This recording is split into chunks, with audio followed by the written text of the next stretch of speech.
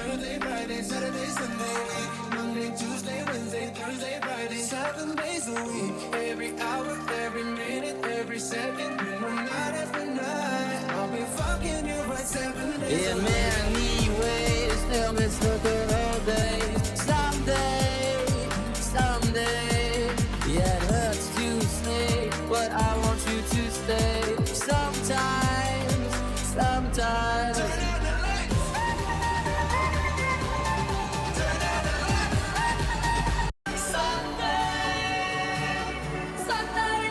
Sunday, still the one I kiss.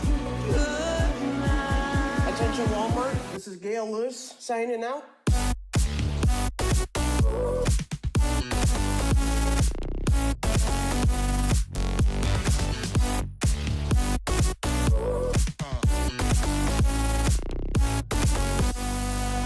I'm slipping into the lava, and I'm trying to keep from going under.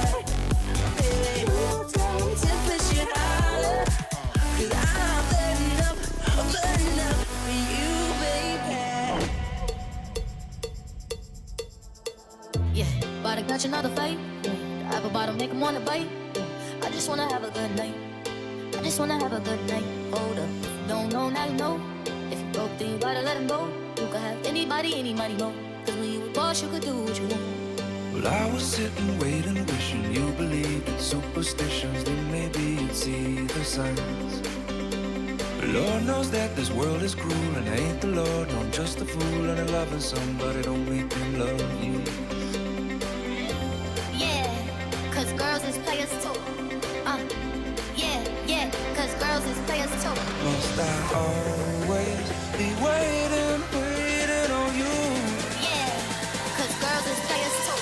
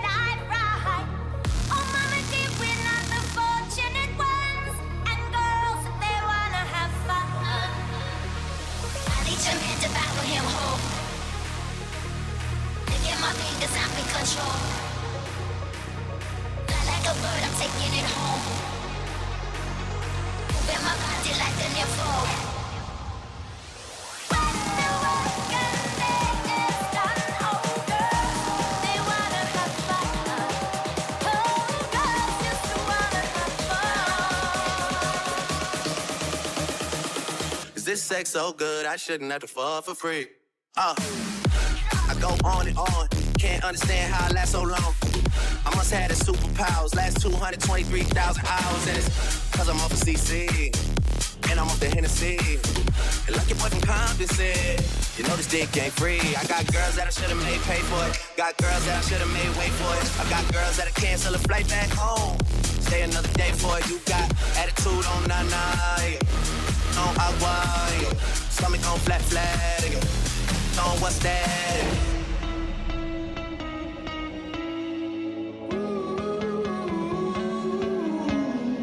When she was just a girl, she expected the world, but it flew away from her reach, so she ran away in her sleep.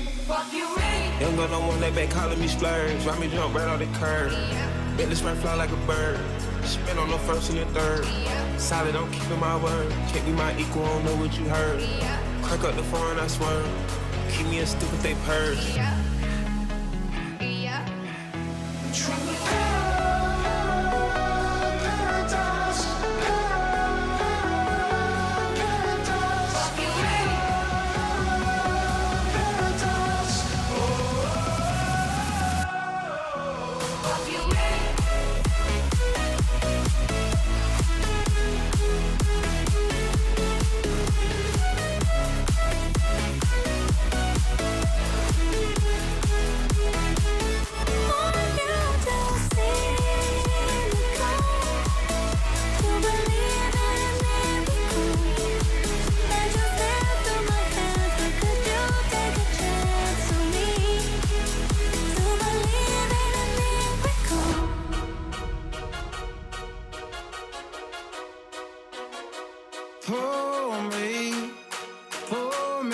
another drink.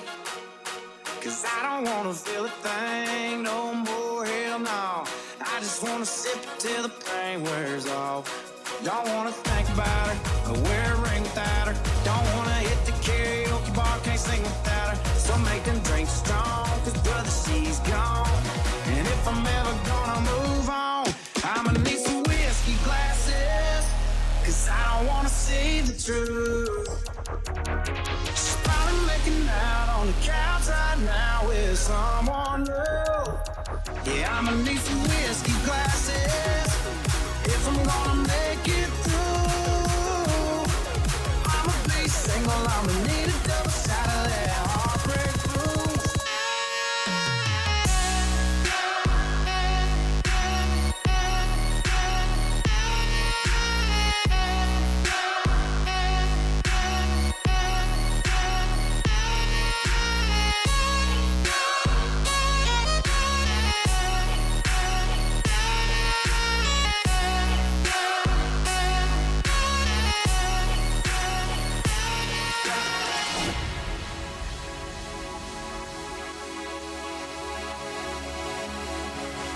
Isn't she lovely? Isn't she wonderful? Isn't she precious? Let's spend one minute.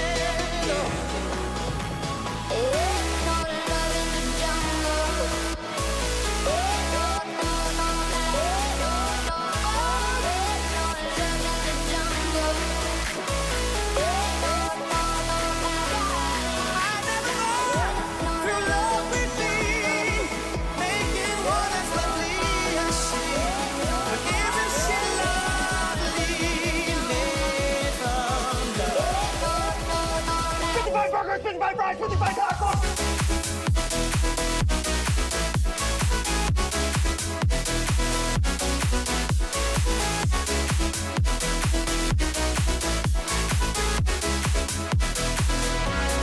All I do is win, win, win, no matter what. Got money on my mind, I can never get enough. And every time I step up in the building, everybody hands go up, and they stay there.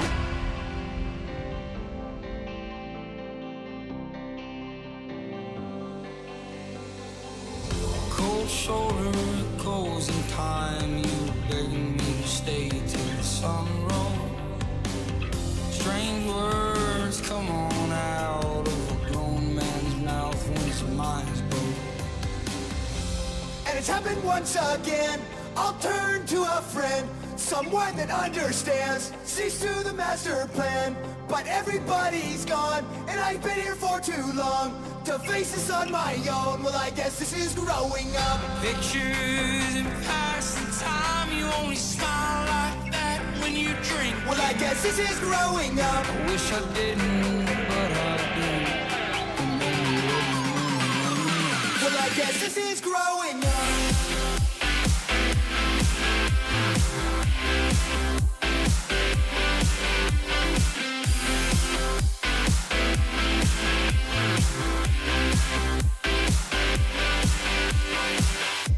I'm here without you, baby. You're still on my lonely mind. I think about you, baby, and I dream about you all the time. Don't you open up that window. Don't you let out the antidote. Popping pills is all we know. Inhales is all we know. Cause karma is my boyfriend, karma is a thought, karma is the breeze in my hair on the weekend. Karma's a relaxing thought, aren't you envious that for you it's not? Sweet like honey, karma is a cat, purring in my lap cause it loves me. Flexing like a goddamn acrobat, me and karma vibe like that. Don't go through the front door. Cause karma is my boyfriend, It's low key at the night show. cause karma is my boyfriend, So don't you open up that window. cause karma is my boyfriend. Don't you let out the antidote. If you having girl problems, I feel bad for you, son. I got 99 problems, but a bitch ain't one. Hit me. 99 problems, but a bitch ain't one. If you having girl problems, I will back you some. If you having girl problems, I will back you some. If you having girl problems, I will back you some. I got 99 problems, but a bitch ain't one. I got the rap patrol on the cat patrol. Foes that want to make sure my cash is closed. Rap critics that save money, cash holes. I'm from the hood, stupid, what type of backs are those? If you grew up with holes in your zap for toes, you celebrate the minute you was happy dope. I'm like, fuck critics, you can kiss my whole asshole. If you don't like the lyrics, you can press fast forward. Got beef with radio if I don't play their show. They don't play my hits, well, I don't give a shit. So, rap max try use my black ass, so advertise to give them more cash for ads, fuckers. I don't know what you take me as, or understand the intelligence that Jay-Z has. I'm from rap, the richest niggas, I ain't dumb. I got 99 dollars, but a bitch ain't one. Hit me.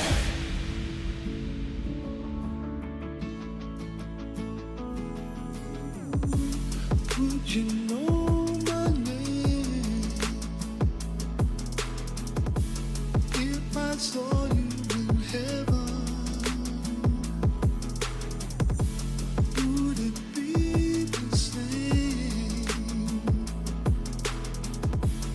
if I saw you in heaven? If heaven is anywhere, it's in a blue Tacoma, California. White magnolia in your hair, rays of gold shining on you. Ooh, if heaven is anywhere, it's never running out of golden road. Always having your hand to hold in a blue Tacoma, California. Cause every time we touch, I get this feeling. And every time we kiss, I swear I can fly. Can't you feel my heart beat fast? I want this to last. Need you by my side. Cause every time we touch, I feel the static. And every time we kiss, I reach for the sky. Can't you hear my heart beat so? I can't let you go. Want you in my life.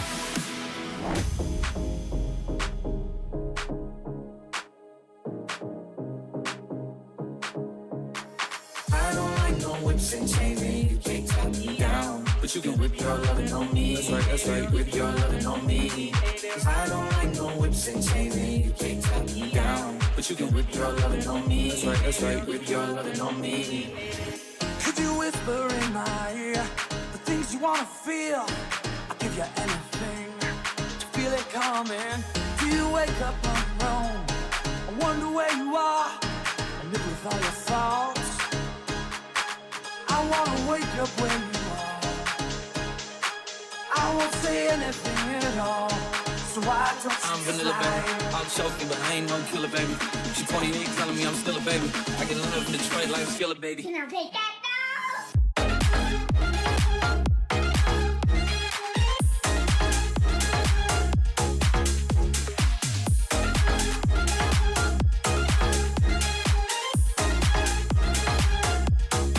When it feels like I can see the sands on the horizon every time you are not around, slowly drifting away. Wave after wave, wave after wave, slowly drifting.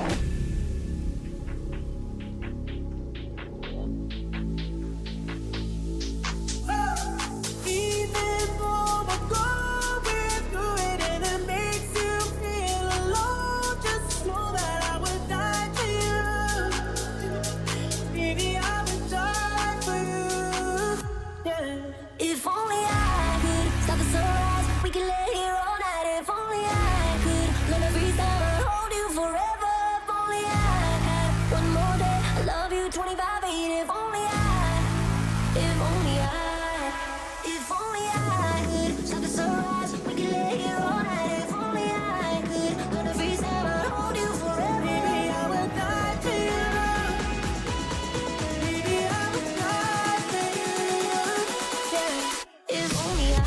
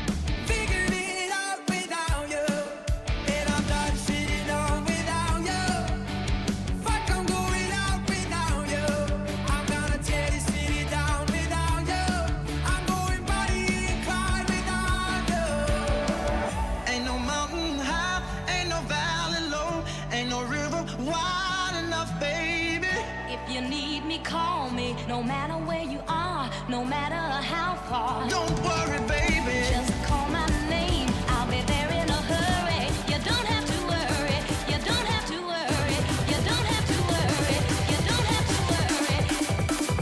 Ooh, this shit be hitting different.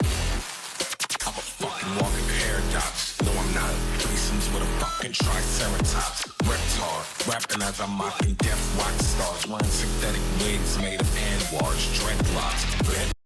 You be up on everything, other hoes ain't never on it. I want this forever, I swear I could spend whatever on it. Cause she hold me down every time I hit up. When I get right, I promise that we gon' live it up. She made me beg for it till she give it up. And I say the same thing every single time. Well, I'm running down the road trying to loosen my load. I've got 7 women on my mind. 4 that wanna own me, 2 that wanna stone me, 1 so she's a friend of mine. I say you the fucking best, you the fucking best, you the fucking best, you the fucking best, you the best I ever had, best I ever had, best I ever had, best I ever had. Take it easy, take it easy.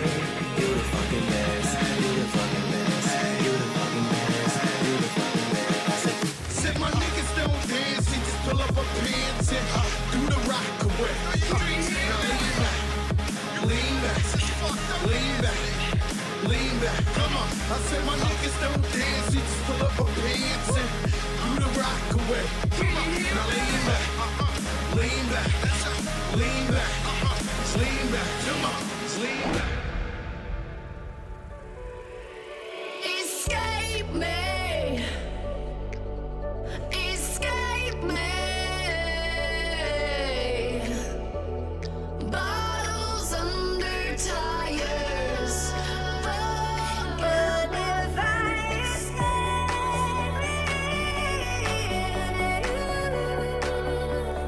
what if I escape Spots up, I know, but it's here. I sat at a party smoking and called you. 7 Nation Army fighting at the bar. You say that I'm sorry, tell me what I do. 'Cause I can't let go. It's a chemical. A chemical. It's a chemical.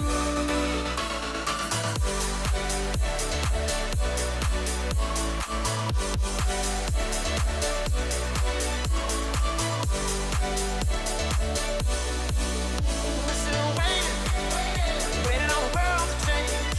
Keep on waiting. Waiting on the world to change. One day our generation is gonna rule the population. We keep on waiting. Waiting on the world to change.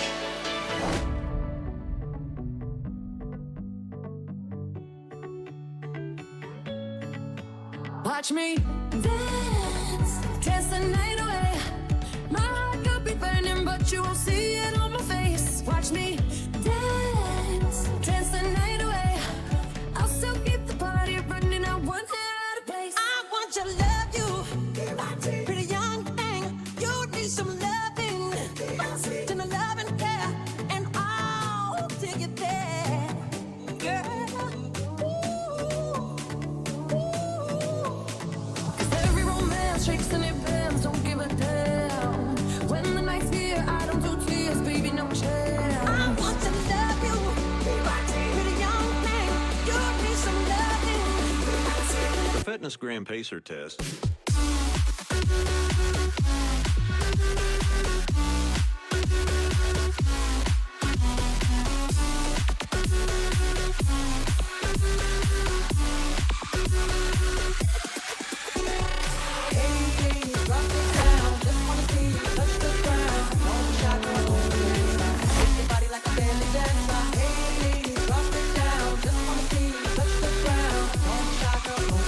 Hey girl,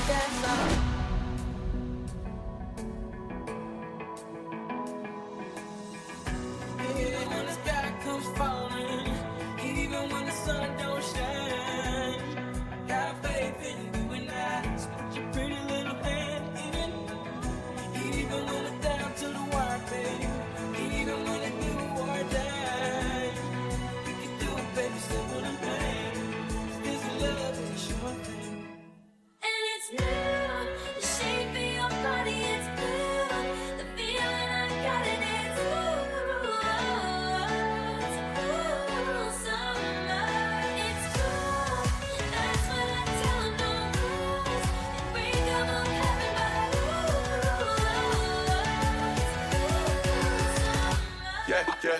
I'm too sexy for this girl, too sexy for your girl, too sexy for this world, too sexy for this ice, too sexy for that jack, yeah, yeah. Okay, alright, that's fine. I'm too sexy for this chain, too sexy for your game, too sexy for this fame, yeah, yeah. I'm too sexy for the trap, too sexy for that jack, too sexy for that jack, yeah, yeah. Did a lot of shit just to live this here lifestyle. Came straight from the bottom to the top of my lifestyle. Did a lot of shit just to live this here lifestyle. Came straight from the bottom to the top of my lifestyle. Lifestyles of the rich and the famous. They're always complaining, always complaining. If money is such a problem, well, they got mansions. Think we should rob them.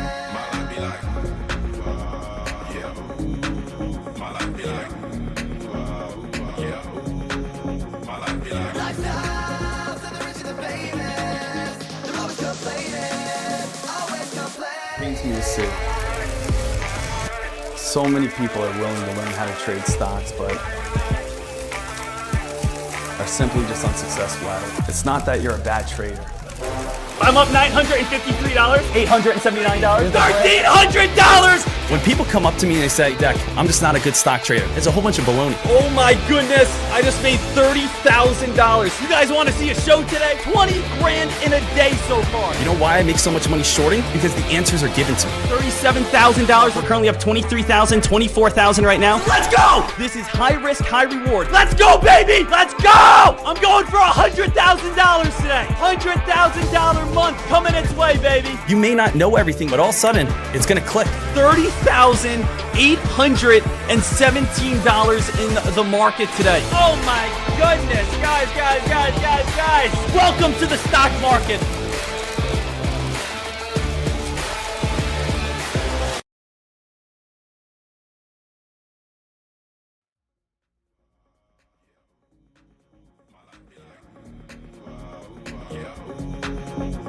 Lifestyles of the rich and the famous. They're always complaining, always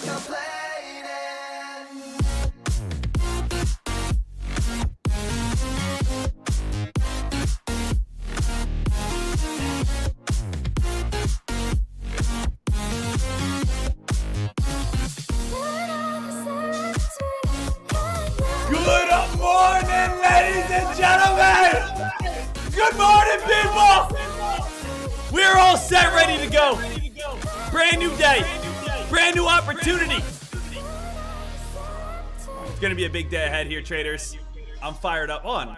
I hear an echo of myself. Where the heck is that echo coming from of myself? I felt like I did there for a moment. Traders.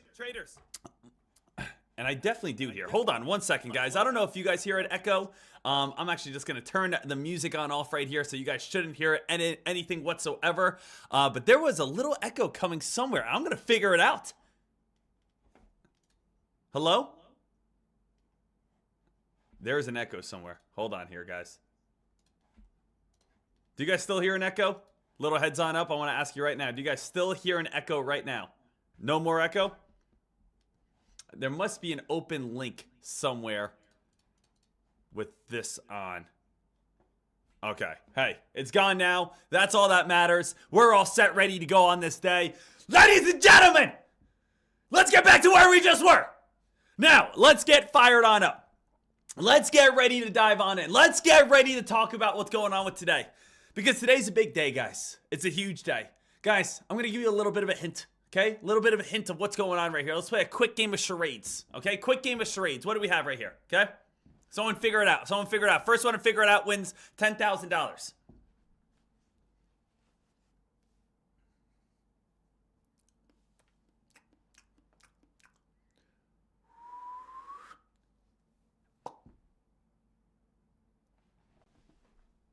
Ladies and gentlemen, could the bubble be popping? Could the bubble be popping today? That's what we want to ask ourselves. Now you might have two things on your mind. You might say, Dek, that was the greatest charades act I've ever seen. I knew right away you were talking about the artificial intelligence bubble. And again, you probably could have done the earnings report on Nvidia. Hey, I probably could have. But the thing is, I'm only a man. Traders, Today we got to talk about AI. Today we got to talk about the S&P 500. We got to talk about upcoming rate cuts. We got to talk about September. We got to talk about a game plan on today. We got to talk about absolutely everything. And that is why it is such a big day here today. Traders, if you guys are joining us over on YouTube today, I appreciate you. Smash the thumbs on up. That is all I again ask for you guys. And we will be all set, ready to dive in on this day. So traders, let's do it right now. We got about 20 minutes until this day kicks on off. All we're going to do here is head on over to the news alerts tab over on Fox Runner, and we are going to start breaking on this day on down. Traders, there are some absolutely key points about today. Let's start with this one. This was one that I went over yesterday, which was a crucial part of trading. September is known to be red. September historically is always red. Something many new investors may not realize are the seasonal trends that the market moves year in and year out. One of the most recognizable trends will be red September. On average, over the past 95 years, September has seen an average drop of 1.17%, while the 9 other months considered green and the remaining 2 months, which are February and May, only fall less than 0.15%. Guys, isn't that a little bit crazy already? Take a look at this picture. Take a look at what you guys are seeing right now at this moment. On an average month, we are seeing a 0.05, 1% return. We're seeing, again, a nice movement in the market. But September stands out like a sore thumb. September stands on out here, traders, saying, hey, guys, we're going to be having a red month. And I've been seeing this year after year after year after year after year. You go into September, people start selling on off. You go into September, we start seeing a very big drop. Now, team, is that kind of crazy? Because guess what? Yesterday was the first trading session of September. Yesterday was Tuesday the 3rd. And what did we see on the S&P 500? Oh my goodness, guys. The S&P 500 got absolutely destroyed yesterday. The S&P 500 went all the way from 565 and fell all the way down to 550. It fell $15 on the day yesterday. The S&P 500 got absolutely wrecked. So that was something huge that I definitely want you guys to be aware of, that the S&P 500 was down, down $1.70 today, currently down 0.30 at this moment after having about a 2% drop yesterday. Team, that is a very big move for us on the SPY, and it was led through Nvidia. Nvidia, obviously, which we are going to be talking about, got absolutely crushed on its biggest one-day drop in 2024. If you were not here yesterday, Nvidia had its biggest drop in 2024. We'll talk about that coming up here in a moment. But what can we see here? It says history suggests that September is the worst month of the year in terms of stock market performance. The S&P 500 on average sees a monthly decline of 1.2% and finishes higher of only 44.3% of the time in September, dating back to 1928. So traders, again, look at this chart. Just like we had a bar chart before, now we have a different chart, which is just showing us that every single year we usually have red. So what is that telling us already? That tells us that maybe we want to be a little bit more towards the put side. Maybe we don't want to be holding as long on the call side. Maybe again, that's giving us an idea that we want to go with momentum, not against momentum. So when we can see these seasonal trends and we can see these statistics and we can see the past chart history, it's going to be able to help us put the odds in our favor. Because again, guys, everything that we do is all about just trying to put the odds in our favor just a little bit. Right? I could close my eyes right here today and I could say, hey, is the S&P 500 going up or down? It's a 50-50. It might go up, it might go down. But all of a sudden I know that September is usually known for crashing months. Well, maybe again, I could do a put contract. Now it's not a 50-50. Maybe it's a 55-45. And oh yeah, I see that it's, cracking underneath this indicator right here and going to have more weakness coming on up. Or hey, again, Nvidia is the #1 play and they're being investigated right now. Whatever it may be.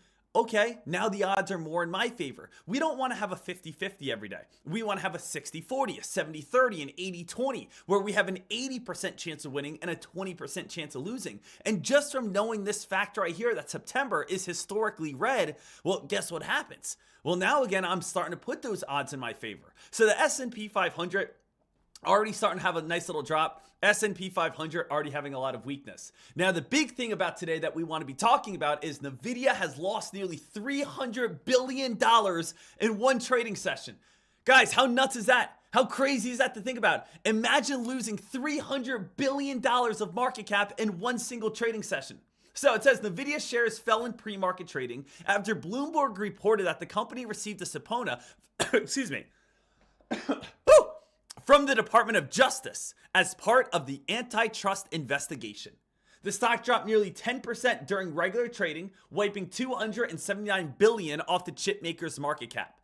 So traders, if everyone's saying, Dek, what does this mean? What does it mean it's getting investigated by the Department of Justice? Does this mean, again, this is not good? Does this mean there's something wrong?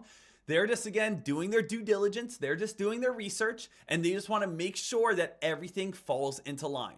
Because last week, as you guys know, we did see SMCI, Super Microcomputer. And what happened with Super Microcomputer last week for anyone who was not here? Super Microcomputer got crushed as, again, they got caught kind of cooking the books. What does cooking the books means? It means that they're maybe, again, adding a few extra zeros here and there. There might be, again, moving a comma over here and there to make their business look a little bit more profitable than what it is. If you take a look over on SMCI right here and you realize, wow, this play went from $75 all the way up to $1,200, and then all of a sudden they get caught kind of lying about their numbers.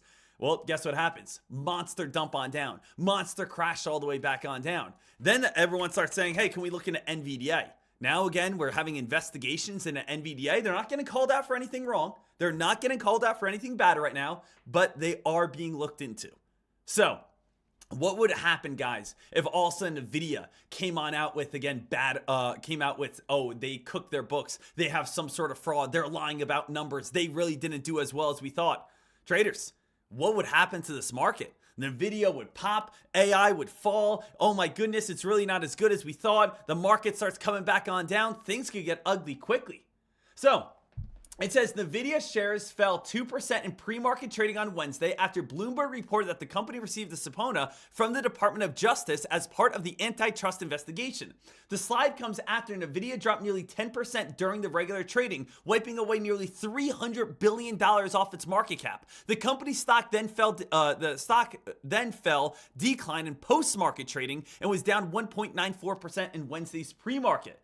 The Department of Justice probe has not reached the stage of a formal complaint, according to Bloomberg. And the agency is asking questions about whether Nvidia makes it harder to switch to other suppliers of AI chips. Nvidia has more than 80% of the market data center on AI chips, according to the industry estimates.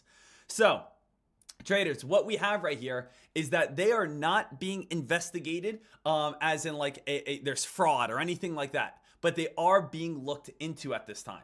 Antitrust officials are concerned that Nvidia is making it harder to switch to other suppliers and penalizes buyers that don't exclusively use its AI artificial intelligence chips, according to the people who asked not to be identified because the discussions are private. So basically, they're doing this. They're making these AI chips. They're saying you have to use our AI chips. If you don't use our AI chips, we are going to, again, fine you. We're going to ban you. We're going to make it your life very difficult. Right? That's basically what, again, Nvidia is doing. Nvidia in the limelight, how you can kind of think about it right now is, we have, again, Nvidia. When I think of Nvidia, I think, again, people cheering. I think of, again, people happy. I think about people excited. People are saying to themselves, Nvidia, woo! I love you. And they're walking on out. They're saying, yeah, I love you too. I love you too. And all of a sudden they go backstage. They go backstage and they talk to all their clients and they're saying, if you again do anything to mess this up for me, you're done. That's basically how the persona is starting to switch right now on the video. It's the poster child. It's the golden boy. And they're smiling and waving. But the moment they go behind the curtains, they're saying, if you again do anything wrong, I'm going to sue you so hard. It's like they just completely have a complete 180 behind closed doors. So that's what's being, investigated into at this moment. Now, let's talk about a little open thoughts here, right? Let's talk about a little open thoughts at this time. Everyone here, what's your thought? Is artificial intelligence in a bubble? That's a good question. Are we in a bubble on artificial intelligence? So let's again define what a bubble is. Let's define what this even means. It says an investment bubble occurs when the price of an asset like a stock, real estate, or commodity rises much higher than its actual value. This is usually due to speculation, investor optimism, rather than fundamentals. So when you guys take a look over on SMCI, when you guys take a look over on Nvidia, when you guys take a look over on AMD, when you guys take a look at anything that has to do with artificial intelligence, is it at a price that is truthful on how much it's worth? Or is it at a price that is way higher than what it's worth because traders have again jumped in more based off emotion and irrational trading rather than actually saying, okay, hey, this is fundamentally where it should be at. So it comes up to you. Let's read both sides of it. Well, when it comes to artificial intelligence, it's very difficult to justify how high the sector has climbed. We have seen AI take over social media, we've seen it take over news outlets, and our everyday life. Most companies have reported something to do with artificial intelligence to their investors to run this hype wave over the last 2 years. It seems like a company, all they had to do over the last 2 years is type out in a press release, we're working with AI for future growth, and the stock price would immediately spike. As you can imagine, this is not sustainable. So for all the companies that have just said we're adding AI, we're again implementing AI, and all the companies that are up 90, 100, 200%, that does again add to the fact that is AI in a bubble? Now, on the other side, on the other hand, you can't deny how well Nvidia has reported as a company. While the entire AI sector is hot, is it really just because of how well Nvidia is doing? So again, I could sit here all the time and someone could be saying, AI is a bubble, it's gonna pop. But at the same time, guys, Nvidia was again the most valuable company in the world above Microsoft over the summer. And again, for the last 4 quarters in a row, they have reported triple-digit revenue. So, I mean, you could say all you want, oh wow, AI's in a bubble, it's in a bubble. But at the same time, can you say, no, it's not? I mean, AI could be in a bubble because Nvidia, has great earnings every single quarter. So how is it in a bubble when we actually have statistics and we have facts? Someone could argue that. But someone else could argue, well, what about all the other companies? Sure, Nvidia is a great company, but every single other company just says, hey, we have AI and it shoots up 100% out of nothing. Well, I can understand that as well. So what we have here is, it's hard to say if AI is in a bubble for sure. But what it seems like is Nvidia is the golden child stock with great earnings, great revenue, and a great future. Many other non-credible companies, though, are up 100% plus just because they're riding the coattails of Nvidia. Be smart and be a smart investor moving forward. So I'm going to give you guys my personal thoughts here. My personal thoughts are, I would not say bubble, but I would say overvalued. Nvidia is an incredible company. Nvidia is a great company. Nvidia has solid earnings. Nvidia has credible reports. Everything about it is credible. But if we want to relate this back to the internet bubble, there were great companies and there were companies that were just riding the coattails, as Foxrunner has it here. There were companies like Amazon and Google and eBay and Microsoft that were all good companies that strived during, again, at the time of the internet back in, again, 2000, 2001. And there were tons of companies out there that just said, hey, guys, we like the internet too. Oh yeah, we love the internet. And they went on big time spikes. Now, at that time that we do get that pullback, when that drop happens, when we get that fade, when we get that reversal, Nvidia is going to survive. AMD is going to survive. Microsoft's going to survive. All these plays are going to survive, but all those ones that just kind of said, yeah, we're adding AI, they're all going to go down to zero. They're going to all go to absolutely nothing. So can I say bubble? Maybe. Can I say overvalued? Yes. Can I say, again, Nvidia is a great, credible company? Absolutely. But could I see, again, pullbacks in the near future on plays? Yes. Right? So we did just have the biggest dropping day over on Nvidia in 2024. This right here yesterday, if you guys were not here, Nvidia went from 120 all the way on down towards 103. Having this, again, Nvidia drop a total of over 2% in, again, the last 24 hours. That's a pretty or excuse me, not 2%. We were able to see Nvidia drop 11% in the last, again, 24 hours is absolutely insane. That's a monster drop. Now, obviously, the big question moving forward is, what do you guys want to do today? The big question moving forward here today is, do you think Nvidia is going to have a dip buy and people are going to say, yes, let's jump in on the dip buy? Or do you guys think, hey, Dek, I'm nervous. I'm nervous that Nvidia is going to eventually look like SMCI. I'm nervous that, again, Nvidia, even though it's a great, credible company, is, again, maybe a little overvalued, a little overhyped because so many people want to get, jumped in on this play. Traders, that's the only, again, negative I have about Nvidia. Some people here love this play, and I, again, agree. It has everything about it to love. But how many people, again, jumped in on it because they got emotional? They said, oh, yeah, you're making money off of it? I want to make money off of it. How many people, again, jumped in on Nvidia out of irrational game plans? Guys, I was at like I was lifting the other day, and someone knows that, you know, I like stocks. He walks over towards me and he goes, "Hey, you're that stock guy, right?" And I say, "Yeah, I like stocks." And he goes, "Yeah, I bought Nvidia because, again, I saw everyone else is buying Nvidia." I said, "That's awesome, man. I hope you're making a lot of money." He goes, "Yeah, Nvidia. How sick is that?" You know, and I was like, it's pretty sick. Like, the thing is, once again, the random people start talking to you about things. That's how you know usually things start getting overbought. I always kind of relate it to, you know, the time Bitcoin, you know, back in 2021 was up towards, you know, 65,000. I was, again, just, you know, buying a bagel one day, getting a bacon, egg, and cheese. And the guy's like, "You like Bitcoin?" I'm like, "Can I just get my bagel, please?" Like, the thing is, once again, the random and general public start buying these plays. That's when you kind of know things are kind of getting a little overinflated, when things are getting a little bit too crazy, when things are getting a little bit too wild. So what would be, hands down, the best possible price to be able to get Nvidia? Probably, again, closer and back on down towards sub 100, back on down towards $87. Because, again, let's think about worst case scenario. Worst case scenario, as we have already talked about, worst case scenario is it is September. On average, September gets a 1.17% drop on the S&P 500. You could see, again, September has a very big drop. S&P 500 gets weaker and weaker. Nvidia right now is fading and falling. People are getting nervous that a bubble is going to be forming, or a bubble has formed and now it's going to be a pop. We know, though, regardless, Nvidia is going to be an outstanding company in the future and for generations to come. Nvidia is a top dog. It's one of the most valuable companies in the world.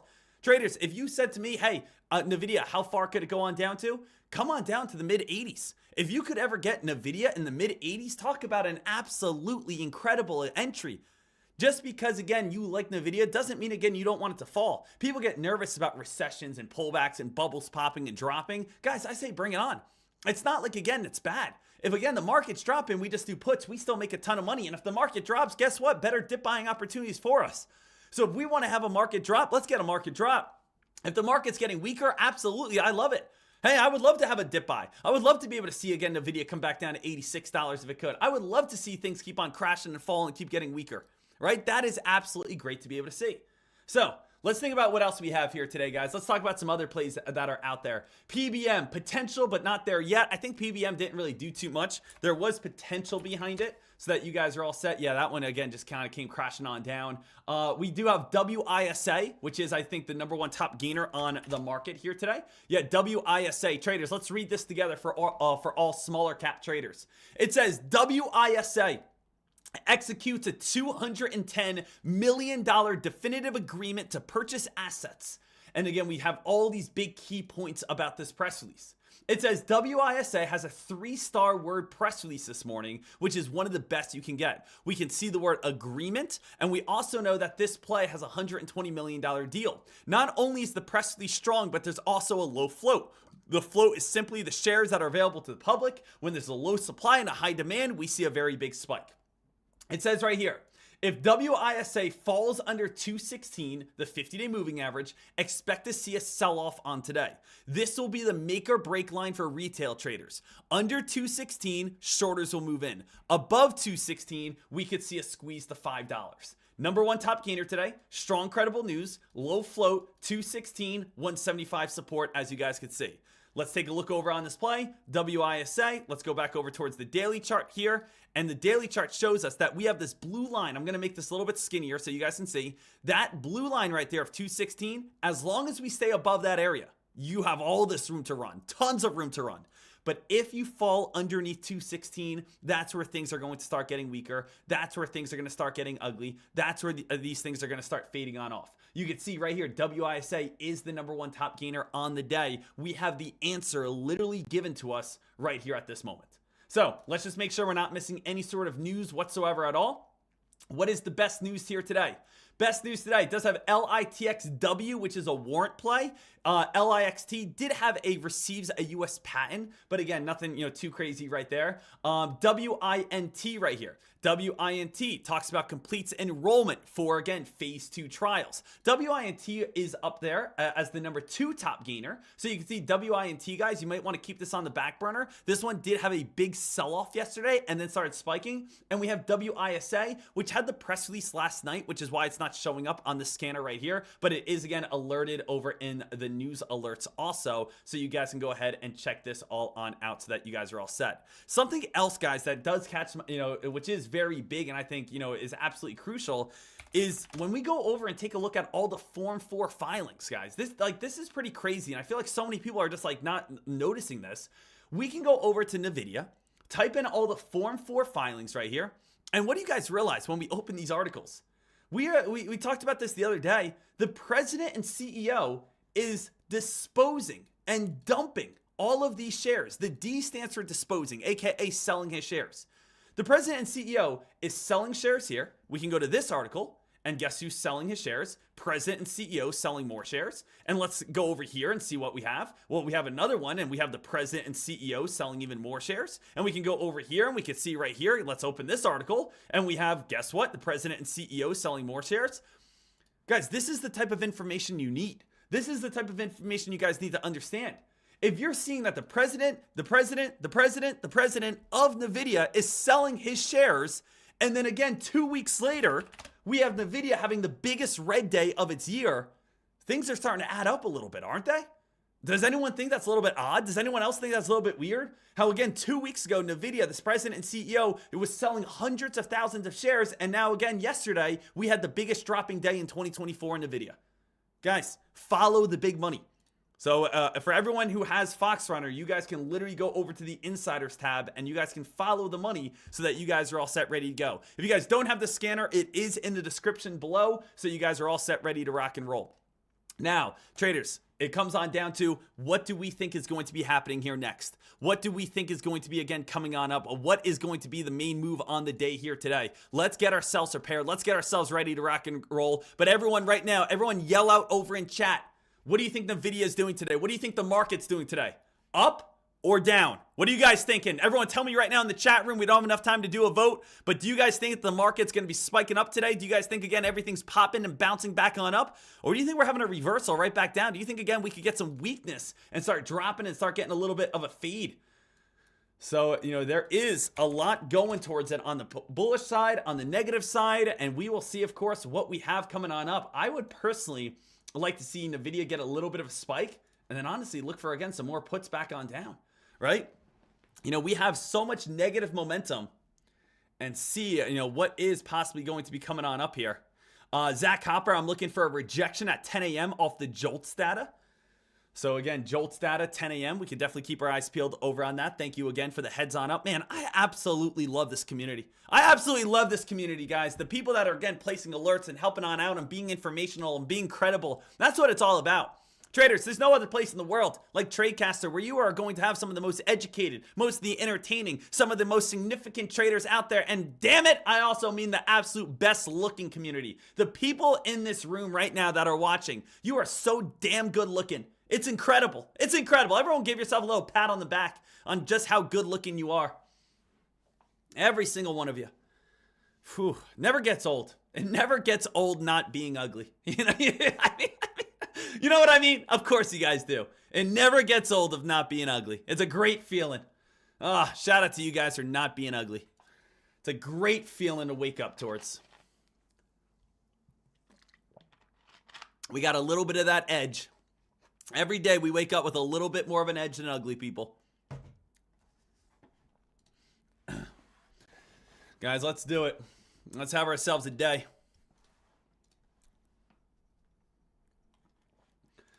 Nvidia traders, ASST. Getting a little bit of movement. This one has a small little mid-candle breakout pattern. You guys can keep your eyes peeled over on WINT. Again, WINT, this was a play that had a big drop yesterday. It was up on the scanners this morning. But again, the one that most traders are watching is WISA. WISA, keep your eyes peeled over on this one to see if WISA could be able to continue to pop itself on up. But WISA must hold that 50-day moving average, right? WISA must hold that 50-day moving average.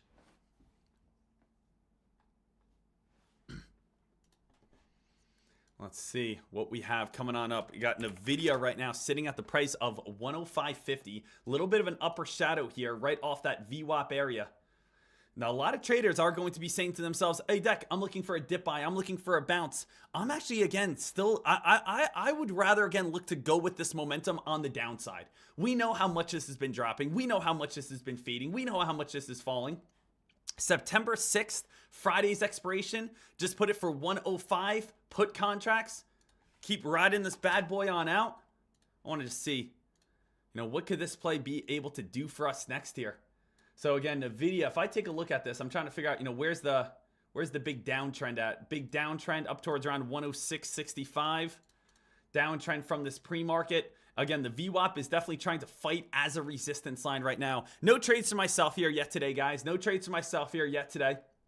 We did have a monster dumping day yesterday where things were just selling on off. Nothing could hold its gains. And really, if you did any put contract, you were coming out in the green. Today's a day that, again, we want to see if that's going to be the same story. Same story where it comes on down to everything that's going to be dumping on down. We're all set, ready to go. Right now, Nvidia still trying to move itself on up here just slightly, guys. Now, you might say, oh, Dek, if you're looking for put contracts, the market's moving up right now. I know the market's moving up at this moment, but I'm talking about overall. Overall, this market's still moving on down. Overall, things are starting getting weak. Overall, we're still seeing a very nice drop. 10 o'clock, we do have the JOLTS data, as again, Zach Hopper was saying. Tesla, a little bit of a pop on up. How's again my baby, guys? PLTR dumping on down. I want PLTR to dump on down. Traders, I'll tell you guys right now, I've said it once, I said it again, but I'm live on YouTube, so I'll say it again another time. One of my favorite plays. I cannot stress this enough. Many people do not know this. If you do not know this, do your research. There's going to be 3 different cycles to artificial intelligence. Just like crypto, just like real estate, just like stocks, they go through cycles. For, again, artificial intelligence, you are going to have the hardware cycle. You're going to have the software cycle, and you're going to have the service cycle. Hardware cycle is buying the actual chips. When you buy the actual chips, you're buying Nvidia. They create the chips. Now, again, Nvidia went absolutely crazy. What do you guys think is up next? Well, you don't get rich as a company just by owning chips. You now have to design a software, and the next company to actually make AI software is going to be, again, one of the next big winners. Dek, how do I find the next Nvidia? Should I buy Nvidia? No, Nvidia already had its run. Nvidia made money by selling all of these artificial intelligent chips. Guess what? All these chips have been bought. Now it's the next cycle going to be coming up in the next few months. The next few months is the software cycle. All these companies have these chips. Now, again, it's time to actually see who's going to be able to have the best software.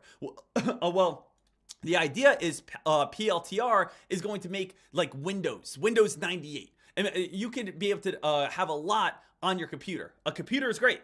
But now, again, you turn it on and you have Windows. You have Windows, XP, Windows, whatever.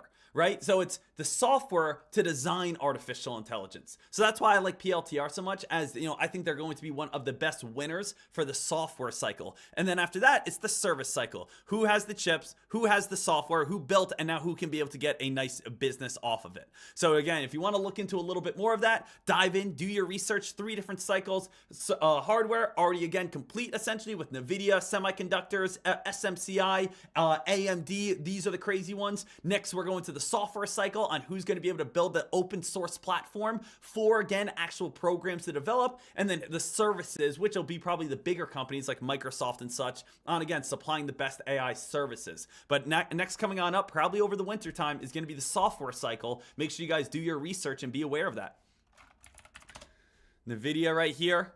Guys, Nvidia starting to turn back on down. That thing's getting weaker at this moment. Still again dropping, still getting weaker, still fading on down. We want to see how much lower that play can continue to drop all the way on down here.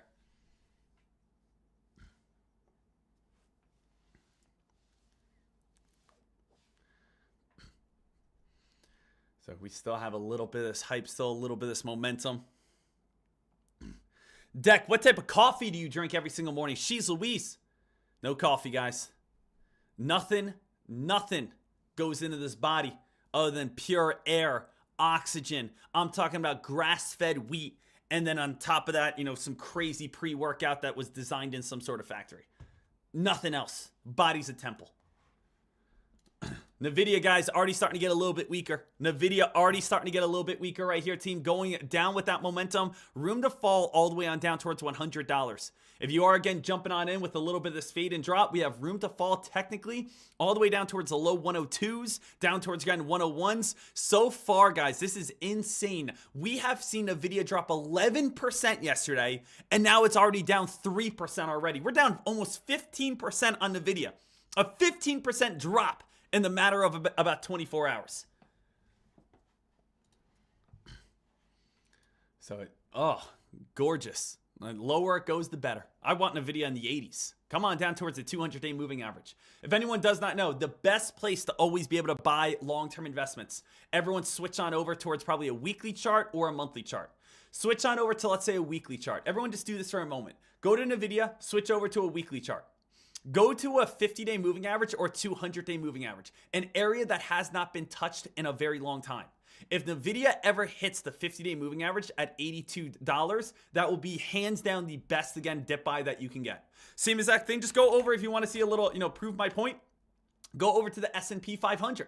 The S&P 500 on the weekly chart. Anytime it comes on down to the 200-day moving average, it is hands down the best entry that you could possibly get. Back in October of 2022, it was the best entry. Back when the pandemic hit, back in 2020, that was the best entry. When, again, rate cuts were, again, first introduced back in 2018, that was the best entry. You want the best entry on the S&P 500? Bounce off the 200-day moving average on the weekly chart. You want the best entry over on, again, Nvidia? It's going to be the 50-day moving average over on the weekly chart. The larger the time frame, the better, again, the idea of when more people are going to move in onto these plays. So if you want to sit back and say, hey, Dek, I'll put an order in right now for $81. Again, maybe it'll hit in the next month, 2 months, 3 months. Maybe it won't. Who knows? But if you ever could get this entry right here, that's the best entry possible, right? So you could type in a lot of different plays, and you will realize that, hey, whenever they come on down towards these marks, that's the best area. You can see Apple getting near that 200-day moving average, near that 200-day moving average. You can see it actually hit it right here. So the thing is, go to larger time frames, use the 50-day and 200-day SMA, simple moving average, and when it comes on down to these areas, these are the best areas for dip buys. These are the best areas to be able to get involved in. Okay? Make sure you guys always understand that, so it'll significantly help you guys on out to be a better trader.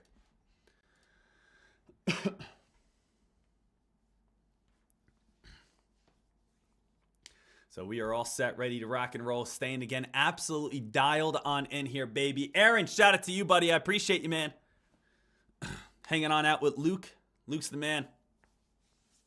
Luke Belmar. Most people don't know this. Luke Belmar used to stay with me. I knew Luke back in 2016, 2015, before he blew up. He used to stay with me in Hoboken in New Jersey. He used to sleep on my couch. But then again, that man just went off the walls. Absolutely, again, blew up into the stratosphere. Guys, Apple dumping. Nvidia dumping. Who's riding puts right now? Anyone riding puts at this moment? Nvidia, Nvidia, if you guys are riding some puts on down, so far so good. Dek, where could it potentially get a little bit of a dip buy? Where could it potentially get a little bit of a bounce? Pre-market lows are right at 104. It came on down towards 104.12. So remember, traders, you always want to be looking at past chart history. Get an idea on where we bounced off in the past to be able to figure out where we're bouncing off in the present. So you guys can see right here, bouncing off at 104. Take a look right here, bouncing off at 104. These are the areas that you guys want to be on top of. These are the areas that you guys want to be focusing on. So when you guys are on top of these marks, you can say to yourself, all right, it bounced right in pre-market at 104. Guess what's happening right now? It's getting a little bit of a bounce off that 104 mark. After it cracks underneath 104, go back into a slightly larger time frame where you could be able to figure out, okay, hey, where's my next potential dip buy and where's my next potential bounce play? So a lot of times these price points are going to line up. We have a bounce off 104 right now. Here's a bounce off 104 from pre-market. Here's a bounce from 104 back on August 9th. Here's again a bounce off 104 back on August 2nd. Here's a bounce off 104 back on July 30th. You can see how a lot of these price points line up. Let's say again 104 cracks though. 104 cracks. Where's like the next main area? I would say the next main area for a significant bounce play probably be back on down near 100. Right? I'm trying to figure out, like, here's a big, long, lower shadow right behind me. There's, again, a possible bounce. Here's a lot of consolidation. So, we're trying to figure out where's the best area where we have seen the most bounces, the most resistance. 100 is obviously just a nice, very strong support line. So that's going to be something that we want to be on top of. But as of now, 104, best dip buy, best bounce. And again, coming right back on up towards the highs. But we can see that it makes sense because that's where it bounced in pre-market. That's where it bounced in the past. So we always want to be thinking about where are we going to bounce in the past to be able to move ourselves on up here. Now, the big question in here, team, of today is at this moment, Nvidia is still in the red. Nvidia is still down. Nvidia is still having trouble. What do you guys think about today? Dek, we're going to fall down to $100. Well, why are we falling on down to $100? Well, Nvidia is getting very weak, just had a lot of negative momentum. It does have, again, the Department of Justice looking into it. September is a big red month. Again, things can get weaker and weaker and weaker. Okay, I understand everything that you're saying there. What about the other side? The other side is, well, Dek, Nvidia is the #1 most liked play in the world right now. Nvidia, everyone wants to buy it. People are seeing that you can buy Nvidia after 11% drop. Ooh, I want to get involved on a dip buy right here. Ooh, I want to get involved on this market crashing. Ooh, I want to get involved in the market getting weaker. Well, guys, everything crashed yesterday. Could this be a dip buying opportunity? So that's what some people are also thinking about as well. So it really comes on down to how you perceive the market here. I can understand both sides. I really can. What we want to do is just figure out, what is going to be the best idea for us. WISA is still, again, at that 216 mark. Must, again, be holding at 216 to be able to hold on up. So that is still set, ready to go here, traders. Staying alert, staying ready. What's that SPY doing? SPY basically doing what? SPY, nice little bounce off 550. Kind of a quick little rip right away. Guys, the SPY honestly has room to move on up towards a 13 EMA. 13 EMA is up towards around 555. Again, we had a monster, again, big dropping day yesterday. The S&P 500, I do think there is potential to be able to continue to move on up today. Even though, again, September is known to be a red month, does not mean every single day is red. Does not mean every single moment is red. I think the best thing for us to do is either, again, we get a quick trade right now until 10 o'clock, or we wait until 10 o'clock when the JOLTS data comes on out. So there will be new data that comes on out at 10, 15 minutes from now, and that's going to, again, definitely persuade the market in one way or another. Little heads on up, ASST is the best, again, mover at this time. So ASST is the best mover at this time. Make sure that you guys are on top of this one. FFIE, also a very hot mover right here. If you guys are saying, Deck, what are the best penny stock movers at this moment? We do have, again, watch list. Watch list. FFIE, ASST, again, best breakouts so far. So again, if you are interested in the penny stock world, we do have best breakouts are going to be FFIE and ASST. Those are the two that are spiking, and those are the two that are ripping and running.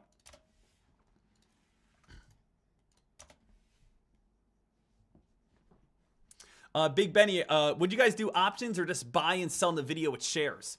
The thing is, shares are just so expensive if you want to get involved with the S&P 500 Nvidia. So again, we'd be trading options. The thing is, if you want to make a lot of money in a short amount of time, you have to do options with Nvidia or, again, with the S&P 500. Now, FFIE, that's different. FFIE, if you had this morning a $3,000 account, you could go ahead and buy 1,000 shares. The stock has spiked up towards 555. You could have been able to make over $2,000 off of shares today. So again, anything that is in your price range, I would say $10 or under, you want to do shares. Anything that's up, above $80, you're probably going to want to be doing options. But, when it's smaller plays, do shares. You don't got to worry about time decay. You don't got to worry about implied volatility. You don't got to worry about the Greeks. You don't got to worry about expiration dates. You don't got to worry about strike price. I love the fact that when you just buy shares, you got nothing to worry about. Goes up, you make money, right? Boom, easy. Goes up, you make money. Boom. How easy is that? S&P 500, a little bit of a pullback. Guys, S&P 500, watch for a little bit of a pullback back on down towards, underneath 551. You're going to look for a dip buy most likely off of, again, this old high area. Let me, again, scroll on back. Let's see if this is a good area. I like that area. There's another top. There's another top. All right, traders, I'll let you guys know where I'm looking for a dip buy. S&P 500, can everyone understand what I'm seeing right here? Let me, again, break this on down together. We're taking a look over on the S&P 500 at this moment, looking to get ready for our first entry of the day. As of now, I'm not in anything at this moment, but I am going to look to enter on a dip buy call over on SPX. So right now I'm taking a look over on SPY. I'm trying to figure out where is going to be the best overall dip buy opportunity for me. Now, how can I do that? Well, let's look at the past chart history pattern. The past chart history pattern shows me that we had a bounce play off 550.75. Then again, last night we had another bounce off 550.75. Then again, we had another bounce off 550.75. Then in pre-market this morning, we came on up to 550.75, came on up. 550.75, came on up, 550.75, and then we got a breakout. If we have seen that we had one bounce, two bounce, three bounce, four bounce, then we got rejected once, rejected twice, rejected again, and then we just got a spike, this is where we are going to have the best opportunity to be able to see a pullback and bounce back on up.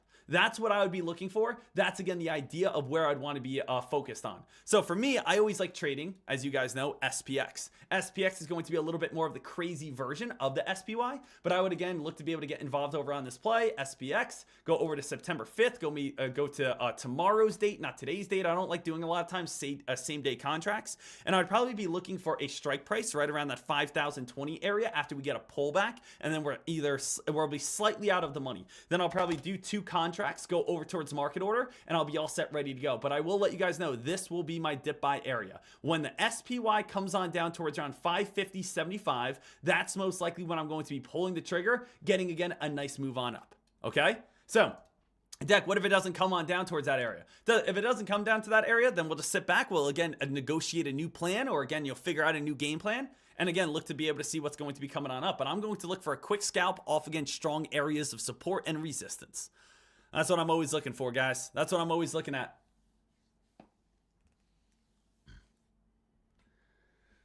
So we're all set, ready to rock and roll. We got about 12 minutes until some brand new news, and we will be going from there. Also, little heads on up here, traders. Just want to throw this out here one more time. If you guys are interested, today is the last day of our Labor Day sale. So if you guys are watching over on YouTube right now and you're saying, man, I love this information, I love this guy, I love the connection, I love, again, the relationship that you're building with me, another man on the live stream on the webcam right here, you can head on over to tradecaster.com, have access to every single live stream, have access to the video library, or if you are already a member, you can upgrade right now on our Labor Day sale. All you guys have to do is when you guys click the buy now, type in the word fall. Fall. It's fall time right now. You want to see, again, a big discount, fall on the price. You guys are going to get 30% off. So if you want, again, a 6-month membership, 30% off. You guys are going to be saving $250. Again, annual membership. You guys are going to be saving $500 if you guys type in the promo code FALL right now. If you guys want to get a lifetime membership, hit up the blue circle, bottom left-hand corner. They will give you 30% off. You guys are going to be saving over $1,000. So the thing is, and make sure that you guys take advantage of it right now. Again, come on over here and add the word fall to upgrade your subscription, or, again, start a subscription, because today is the last day of the Labor Day sale, so that you guys are all good, ready to rock and roll. So make sure you guys do not miss that. This is going to be ending at around 5 o'clock tonight. So 5 o'clock tonight, this fall is gone, and then you guys are not going to be able to get it again until probably like Black Friday will be our next sale. So just a little bit of a heads up so that you guys are all set, ready to go. Let me post this for you guys so that everyone's all ready to rock and roll.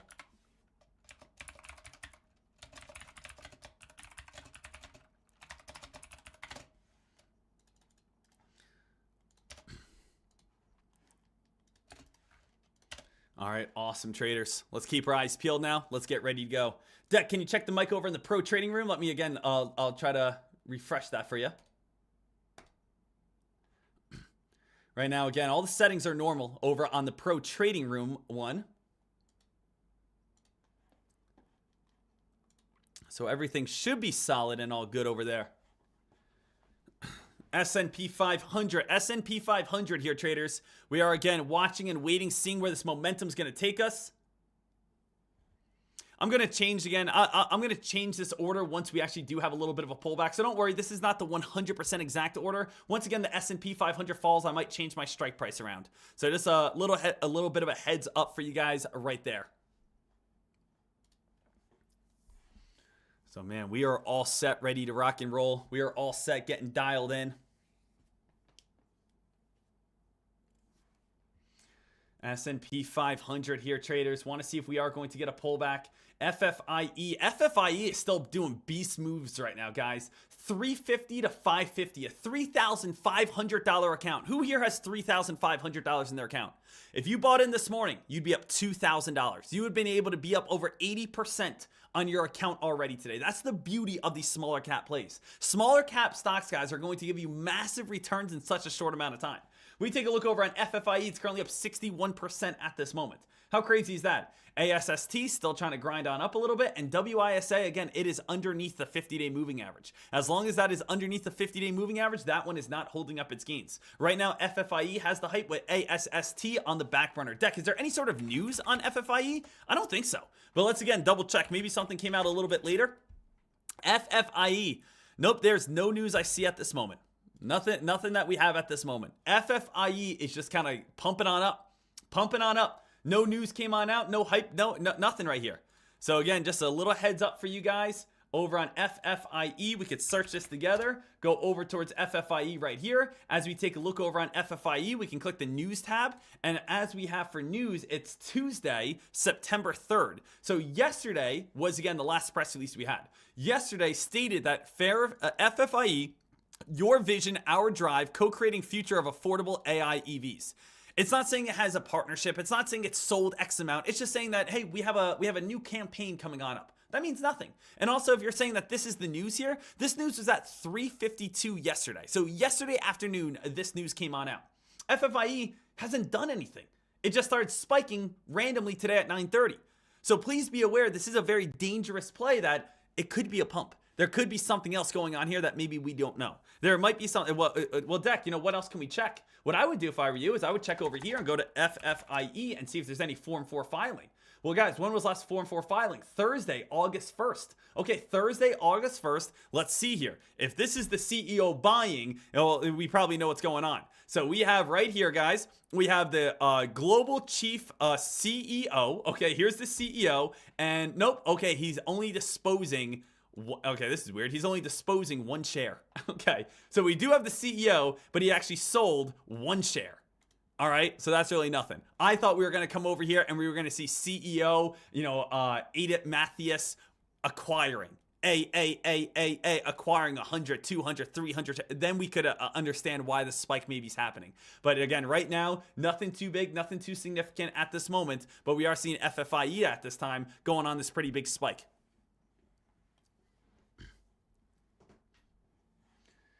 So we still have some more hype here. We got Nvidia still trying to climb on up. Nvidia getting a nice little bounce here. Guys, we do have news coming up in 5 minutes. News coming on up here, team, in 5 minutes at this moment.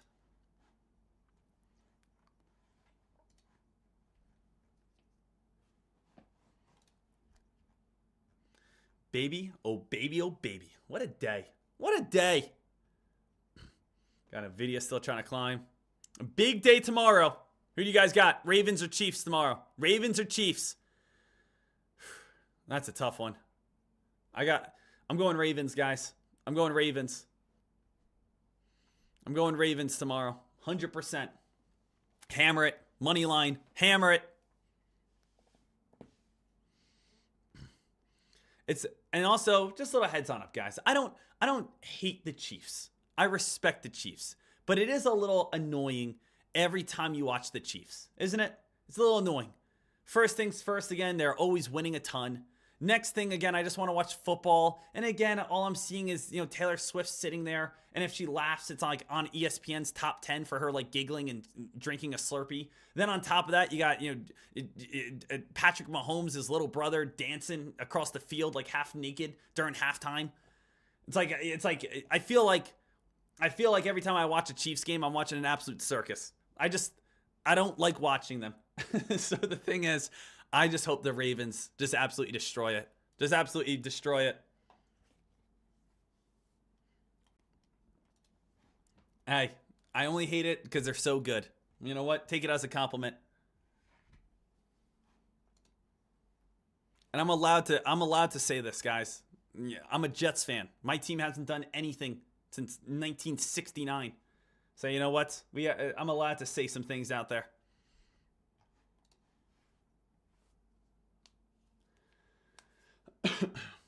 Nvidia right now, team getting a little bit of a bull flag set up before our move here. We got, again, Nvidia at this moment. Getting tighter and tighter and tighter.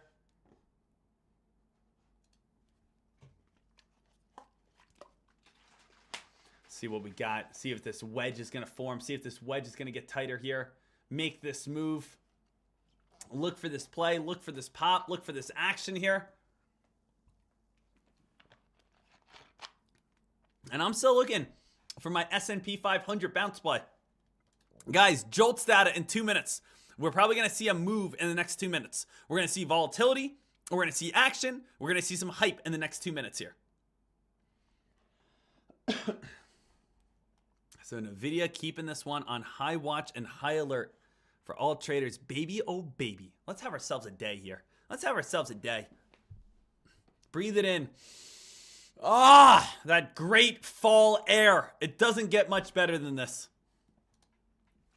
Nvidia getting a nice pullback. I do think that's going to bounce right back up here in a second. The S&P 500, we want to see this thing come all the way back on down to 550.75. We got a little ways to go before we actually get a little bit of that drop. So far, we have been nothing but climbing. So far, again, the S&P 500 has been on nothing but an uptrend right now. We had Nvidia with a quick little pullback at the start of the day, but it really has been a lot of traders have been getting involved on Nvidia because of what? They're seeing a dip buying opportunity. I still think it's going to get weaker. I still think it's going to crash. Dek, what about SMCI? SMCI, I again dislike everything about SMCI. I really do. Super microcomputer, guys. I don't see this play holding above 400. I don't think this play can hold above 400. SMCI got called out for fraud. SMCI said, okay, hold on. We don't want to put out our earnings reports because if they put out their earnings reports with the wrong numbers, they are going to get fined and possibly do jail time. So the thing is, they got called out for fraud. They pushed back their earnings. They have so much going against it. They've dropped over, what, 300% so far in 2024 after hitting those highs. It's like, I don't see a reason on why SMCI, why people would trust this play. SMCI, I can't trust it. I wouldn't do calls on this one. I could see SMCI dropping all the way back on down towards the end of the 50-day moving average. You can't, again, lie about your accounting books. You can't push back your earnings reports. You can't, again, expect that, okay, hey, people are going to keep buying because of that. So again, SMCI, I think there's going to be a day. I don't know if it's today. I don't know if it's tomorrow. I don't know if it's next week or next month that we will see another monster drop back on down towards like 250. So we want to see what we have here. We want to see what we have. Guys, all eyes over on the S&P 500 right here. Jolt data coming on out in 20 seconds. Just stay ready over on the S&P 500. I will, again, adjust my strike price, 5,500, and to do what I wanted, 5,520. So we'll just leave that right now, just in case, again, that gets any sort of a dip buy. Should be 5,520 on SPX. If, again, that does get that fall, not 5,200. Thank you for the correction. But let's see what happens in the next, again, 10 seconds here. 10 seconds. Woo! Guys, told you we were going to get some quick little volatility. Guys, here comes again, here comes a little bit of a drop. If, again, we fall on down towards 551.65, get ready for a quick little dip buy. Guys, what did we just come on down to here? Can we go a little bit lower? 550 SPX. SPX here. Guys, here we go. Guys, look at this drop here. Guys, look at this drop. Get involved. I'm getting involved right here. SPX. Getting involved right here with, again, 2 contracts. I'm doing 2 contracts right here just in case we get a little bit of that bounce. Just 2 contracts. Get myself involved here. On, again, 26.90. I am in on this play at this moment. Looking to see if we are going to get this dip buy bouncing back on up. Right now, it's only 2 contracts. I don't want to add in case this thing starts falling apart. But I am going to look to get a little bit more here. Bring down my cost basis. I am in on the S&P 500 right here looking for a bounce back up near 551. So I'm in on 4 contracts right here, guys. 4 contracts in on SPX at this time. On the call side, looking for a bounce play back on up. Dek, when would you start making money? If, again, SPY could be able to bounce back up, towards 550.75, towards, again, 551. So I want to be able to make a quick little $400, $500 if I can get involved here. So let's see if we can get a nice green candle back on up towards around 551 is the goal. So I just did 4 contracts. Let's, again, just try to make $400 plus if we can. $400 plus is the goal. $400 plus is the goal. Right now, we're up 60. Right now, again, we're at 40, 80. Come on. Let's get a quick little rip on up if we can get it. Back up to 551 is the target. Back up towards 551 is the target here, traders. We got filled. We're looking for about $500 plus if we can get it off a dip buy and bounce play. So right now we got 4 contracts. Oh, still, again, getting a little bit weak. Got to hold above that 550 mark. I do have, again, tomorrow's expiration. Here we go, guys. Let's see if we can get a quick little move. We're still, again, holding right here. Guys, 100, 200, 260. Come on. So close. You got 240, 380. Guys, almost 400, 260, 400. Lock it in. And 400. Oh! Oh! Bang! Oh! Bang! Oh! Bang! Ah! $860. $860, guys. You guys are welcome.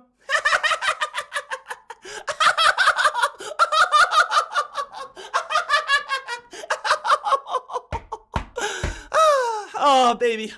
Oh, there you go, guys. $860 on the day. Guys, congratulations, everyone. We just made some nice profit. Oh. Oh. Oh. Oh. There you go. Nice work. Nice work, guys. Got the dip buy right after the jolt data right there. Made our profits on the day. Shout out to you guys. Shout out to this community. Shout out to you guys not being ugly. Shout out to you guys not being ugly. That's all we could say. Oh, let's do it.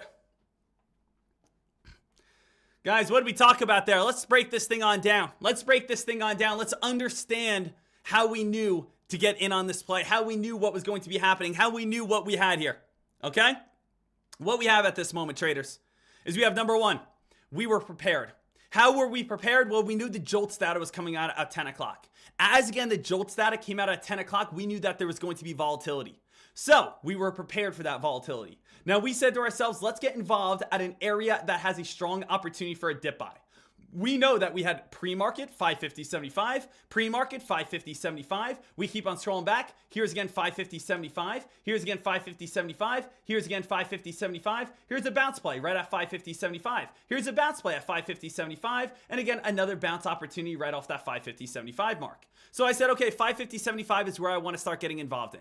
We knew that jolt data came on down. I pulled the trigger at 550.75. I also pulled the trigger a little bit lower at 550.36. And then shortly after, about a minute later, we had a big pop right back on up and a big explosion right back to where we started. We got in on call contracts on SPX. We jumped in on this play right here, as you guys can see, at 10 o'clock and again 10:39. And then we got out only about a minute and a half later, 10:01:54 and 10:01:56. As always, I do everything live. As always, I talk about what I'm doing. As always, I want you to learn. As always, I want you to grow. As always, I want you to experience what I experience.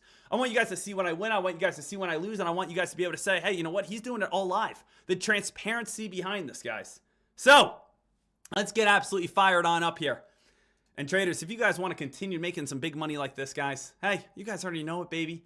I'm trying to help you on out here. Get on over here towards tradecaster.com and just type in the word fall, baby, and get 30% on off. 30% on off. Type in the word fall. Obviously, again, my goal is to be able to make you back this money in a day. It's called an investment. You invest in yourself, make $860, boom, the next 6 months are paid for. That's what you guys want. And on top of that, you guys have access to be able to watch Kush, Policing Picks, Aptitude Trader, Caesar, Yeah Buddy Trades. These are all people that are live streaming live at this moment in real time that you guys can be able to watch and join. If you guys are already on a subscription, upgrade. If you guys aren't, get on over here and let's get involved. Every single person's live. Every single person has their community. Man, it's exciting. Oh, I got you covered. I got you covered, baby. Oh, man, oh, man, oh, man. $860 on a Friday? Let's go. Deck, it's Wednesday. I don't care. Congratulations. Let's do it. What a day. What a day.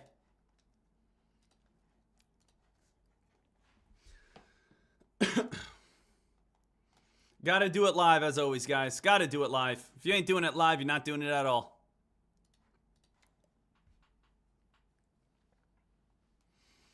So traders, let's see what we have coming on up here next. What we have coming on up here next. Where again this volatility is going to be heading towards. Nice little dip buy and bounce play right off that bottom. Does anyone have any questions, confusion about that in any sort of, move? Questions, comments, concerns, confusion, anything like that in any sort of way? Just want to make sure you guys are all good.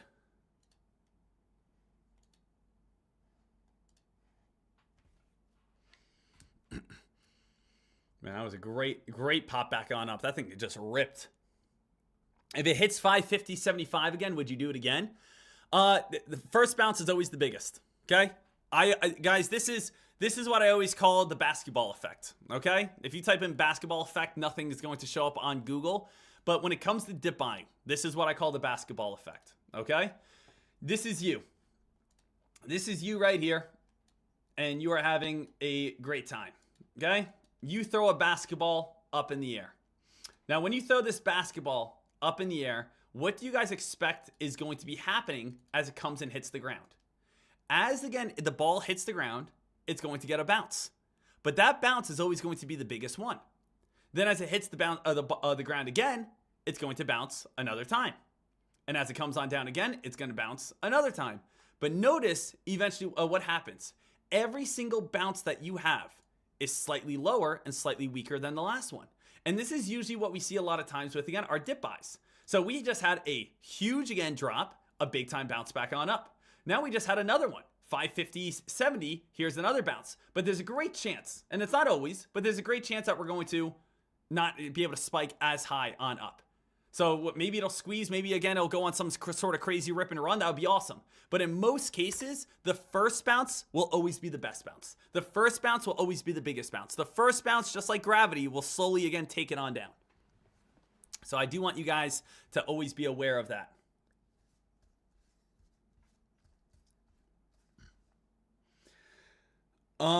Daniel, super dumb question. How did 4 shares get you $800? Wouldn't that be like $4? No, so I understand, but it's not shares. I did options. So again, I bought contracts. Contracts are basically like me leasing. It's like if I just leased 4,000 shares. So, or 400 shares, excuse me. So like, you know, when instead of buying a car, right, I can lease a car. When I lease a car, I only own it or like temporarily own it for 2 years. So the thing is, that's what I was doing with that. With options, I'm leasing shares. I'm basically saying I'm going to own these shares for the next day and a half. I again picked September 5th. I own these 400 shares to the next day and a half. Now I don't need to pay $500,000 to own these shares because I'm only owning them technically for the next day and a half. So as I'm leasing these shares, I essentially have more opportunities to make money. At the same time, I could also lose more money. But I'm taking a small amount of time, and again, being able to trade with more than what I really have to be able to make more. So that's kind of how options work. And if again you need any additional help, come on over here, tradecaster.com. Click on over towards the options bootcamp. You can scroll on down, be able to watch everything you need to know about the options bootcamp here, so that you guys are all set, ready to rock. So that is all good, ready to rock and roll. Serge, is options better than trading stocks? Two different things. Best ways to make money. Best ways to make money, as I always say.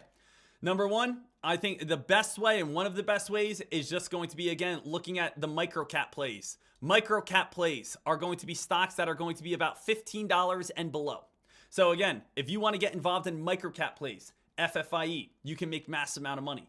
I already said this, $3,500 account. If you guys had $3,500 in your account today, you could have bought this play and it goes up to $650. There's again, $2,000. You could have been able to make a 60% return right there. You guys could have been able to almost double your account on up, right? You take a look over on WISA. WISA this morning went from 150 to 250. Who here has a $1,500 in their account? You bought in this morning, spikes up to 250. There's another $1,000 that you would have been able to make. Microcap trading is one of the best ways to trade because it's small amount of money, and also you can double, triple, quadruple it in a very quick fashion. Now, it's not only for buying breakouts. You guys know I personally love shorting. We know that these companies are not going to be very sustainable. These companies are not very good. Nearly every company you take a look at that is a smaller cap play has been falling and fading over time. So you can short them. You can bet against these companies. Bet against these companies, and you guys are going to be able to make a ton of money. So you can bet that, okay, hey, we just went from $2 to $3.50. I bet you it's going to go back on down to $2. You can short them and go against them. And then again, the third way is be able to trade options. So if I had to rank them, I think options is the most difficult. Okay, options is the most difficult. Shorting is going to be some of the most profitable, and microcap playing is just, I think, going to be like the easiest, right? So it comes on down to, there's different ways to trade, right?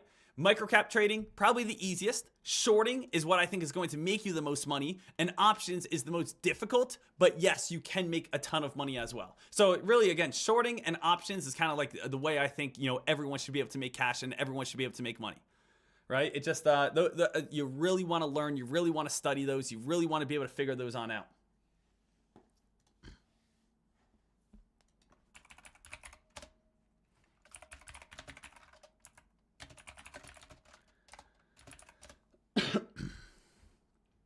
All right, so let's see here.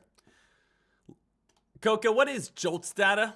Yeah, I got you, buddy. It says, JOLTS data, job openings and labor turnover survey tells us how many job openings there are each month, how many workers were hired, how many quit their job, how many were laid off, and how many experienced other separations.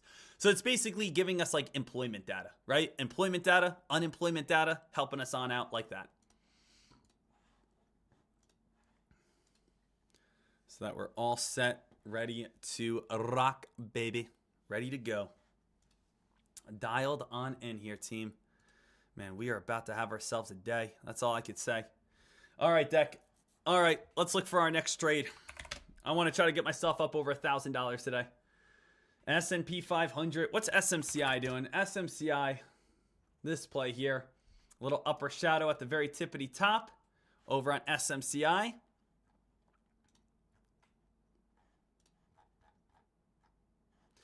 And it's the final countdown. What was the total cost of your contracts? Contracts, I believe, was about 9,000, 10,000. So I got a 9% return in about 1 minute. So I basically made a 9% return on my investment in 1 minute. Guys, the S&P 500 gives an average return of 10% over 12 months. I just had a 9% return in 1 minute. Pretty cool, right? So remember, that's what you're always searching for. Always search for a 10% return. 10% return on shorts, 10% return on, and again, very easy math. You have, again, you invest $10,000, you want to make $1,000. You invest $1,000, you want to make $100. You invest, again, $100,000, you want to make $10,000. You're always kind of searching. The magic number is always looking for about a 10% return. Sometimes, again, people, you go on Wall Street bets, make 2,000% returns. But that's 1 out of every 1,000, right? Right? Like most people are just going to absolutely get crushed when they hold that long. Guys, take profits when you have it. It's so crazy to me. It is nuts.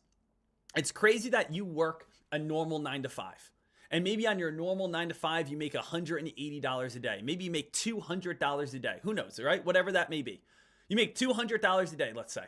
Okay? Then you're trading and you're up $700 in a minute.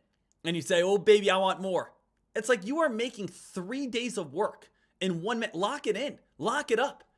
Traders, one way that I always lock it on up is I still think about my job that I had back in high school and early college. Back in early college, guys, I worked as a snow tube employee. I would, again, sit on the top of a ski resort and just push people down in a snow tube. Push me faster. Hey, can you spin me? Can you spin me? Oh, can you push me down? Guys, that's all I did. I sat there and I made $8 an hour. $8. I would work again a 10-hour shift, a 12-hour shift. I would walk home with $88, $80. After taxes, it was really like $70.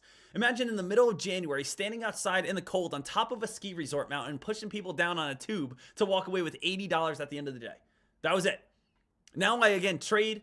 I'm warm. I'm comfy. I'm sitting here. I'm having a great time. I've, again, worked so far for 45 minutes, and I'm up $860 so far. These are, again, the type of perspectives, the mindset that you have. I didn't sit in, again, any sort of commute. I didn't sit in any sort of traffic. I'm not spending money on gas. I'm not, again, working underneath the boss. I don't have to, again, deal with some random employees I don't like. I don't need to, again, be struggling to see my family.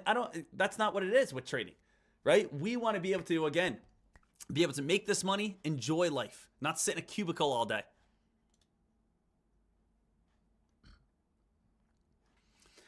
Tommy, what's your current account size? I trade with about $100,000. But again, I don't usually put $100,000 in a trade. Most of the trades I'm getting involved in, usually 10,000, 9,000. Sometimes they get a little bigger. Sometimes they're a little bit smaller. So the thing is, if you're saying, Dek, I want to make the same amount of money you're making, I'm usually investing on my trades, anywhere between $4,000 to $12,000 when I'm usually, investing. And that's going to give you more than enough to be able to make a full-time living.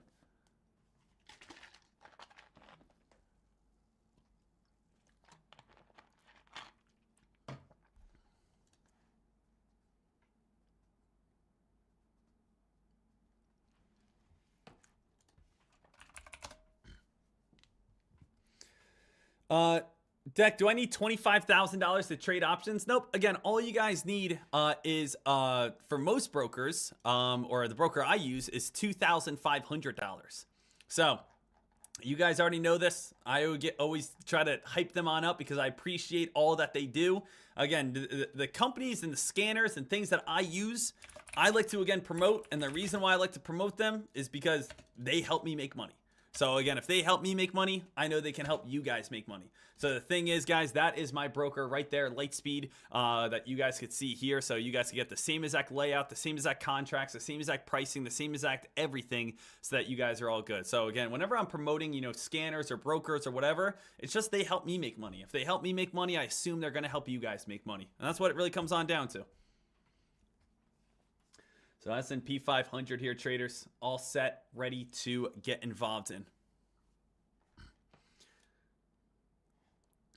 Traders, what I'm also very excited about, not only again for, you know, Fox Runner's congressional data, their next update, they're also giving away voice alerts. Now, what again would voice alerts be? So I know again at the start of the day, or excuse me, how much news comes on out. So the voice alerts, you guys are going to be able to pick what keywords that you guys like. Hey, Dek, I want to be alerted every time there's an agreement press release or a partnership or an improvement press release, right? We know again, there's all these like keywords that we always love to find that lead to the best spikes every single morning. Now it's going to, whatever you have in your keywords, whenever it comes on out, it'll read you to it. So if you're not looking at your computer and all of a sudden, you know, a hot press release comes on out and you're away from your computer, it'll now say, alert, WINT, completes phase 2, and then it'll read it. WinTrade completes enrollment on phase 2 studies.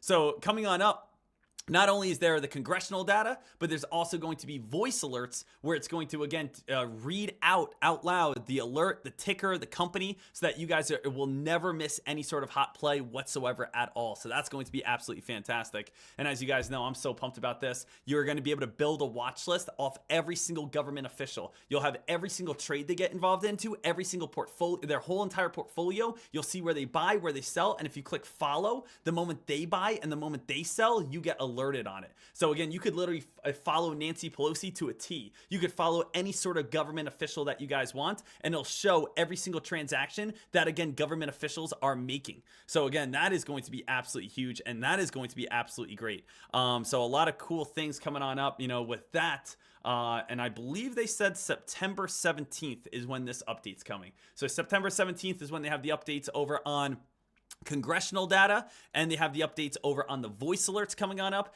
and they have an update on the brand new, again, layout where they're going to be showing all gap up news, all again spikes, all climbs, and everything coming on up. And then I know in October they are again doing an update for options flow data with time decay, with gamma, with options flow, with all the contracts. So little heads on up over the next 2 months, that's going to be getting a ton of data, which is going to be insane. And then as you guys know, I use Lightspeed every single day. And then as you guys know, I use trade ideas every single day. I only use 3 different things. I use Lightspeed, I use Fox Runner, I use trade ideas. That's it.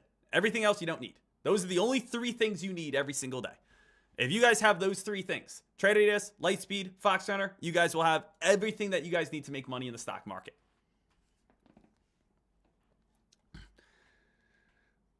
So that you guys are all set here. Juan, Dek, if I purchase a lifetime membership over on Tradecaster, will I have Fox Runner? Guys, unfortunately, I can't do that. Like, it's like, hey, Dek, if I get, you know, a monthly membership on Tradecaster, can you give me access to Lightspeed? It's just something completely different. Unfortunately, I just can't do that. I would love to help you on out any way I possibly can. I'll see if I can email them and make something happen for you, you know, just because you're so supportive over on Tradecaster. But again, Tradecaster, I can handle. I can be able to help you out any way I possibly can. Lightspeed, trade ideas, Fox Runner, I will again email them for you if you're interested in something. But unfortunately, I don't have any full control on saying, yeah, you can do this for free or this or that. All right, team, let's see. And all those links are in the description below. Little heads on up if you guys want to check those on out.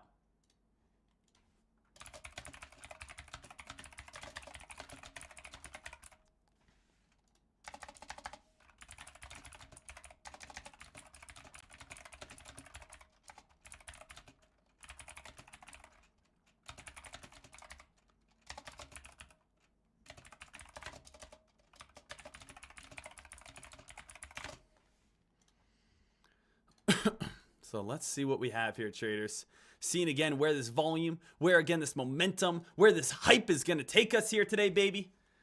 We still want to get another trade. We want to still be able to make some money. We still want to be able to get some action here.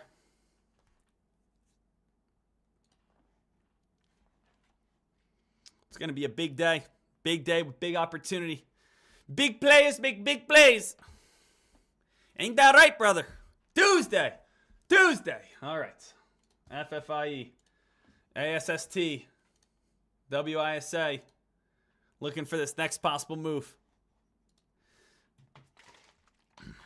Special plays.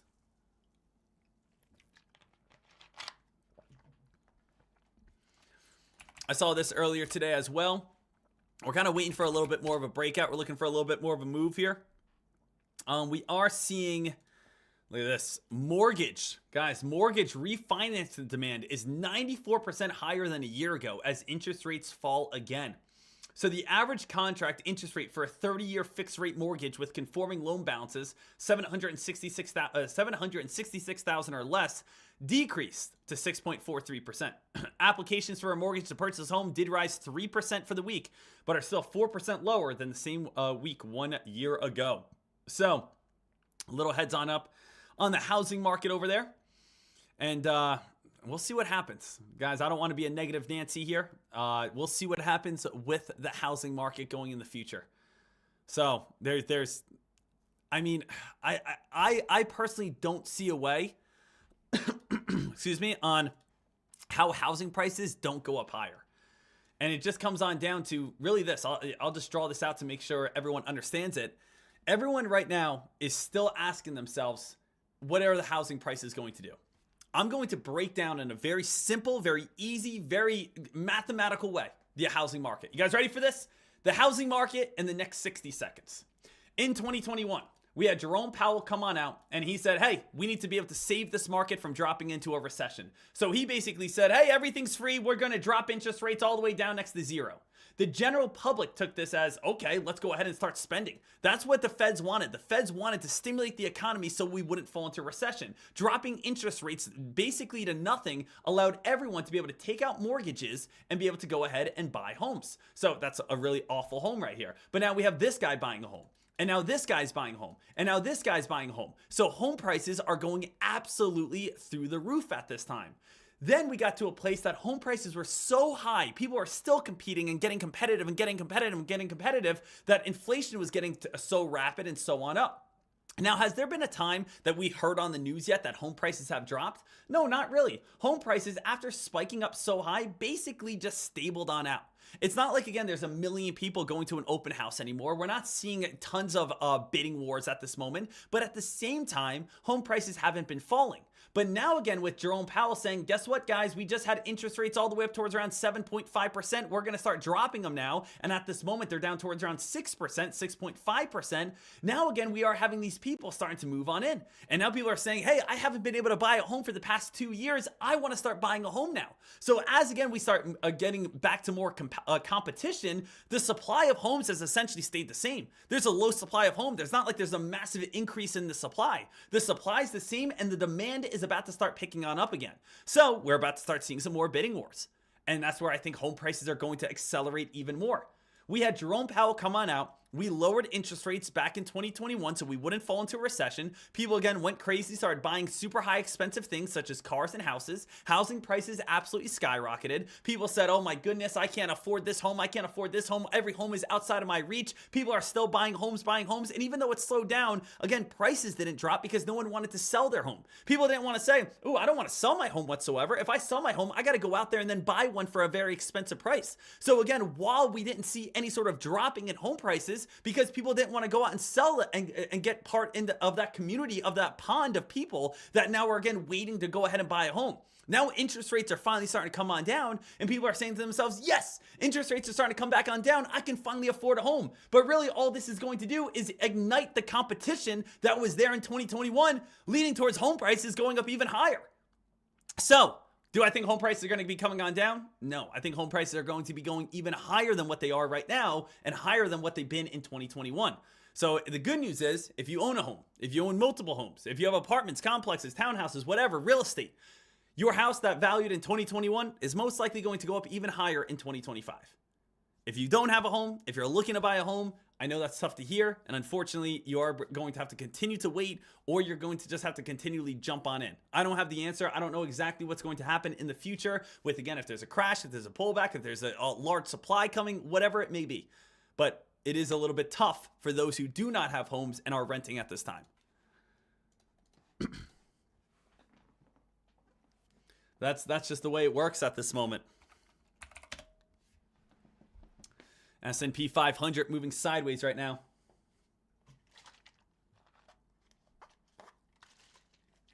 Let's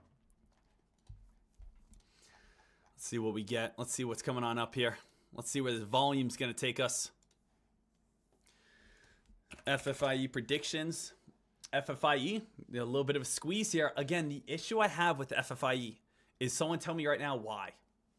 If you are buying FFIE right now, why is it up 72%? Why are you buying it? Oh, I don't know. I'm buying it because it's moving up. It's not really a great reason to invest thousands of dollars into a play. Why are you buying a play that is currently up 72% at this time? I don't know. It's like I thought, you know, it might go up higher. I don't like buying stocks that don't have a good why. I don't like buying stocks that don't give me a good reason.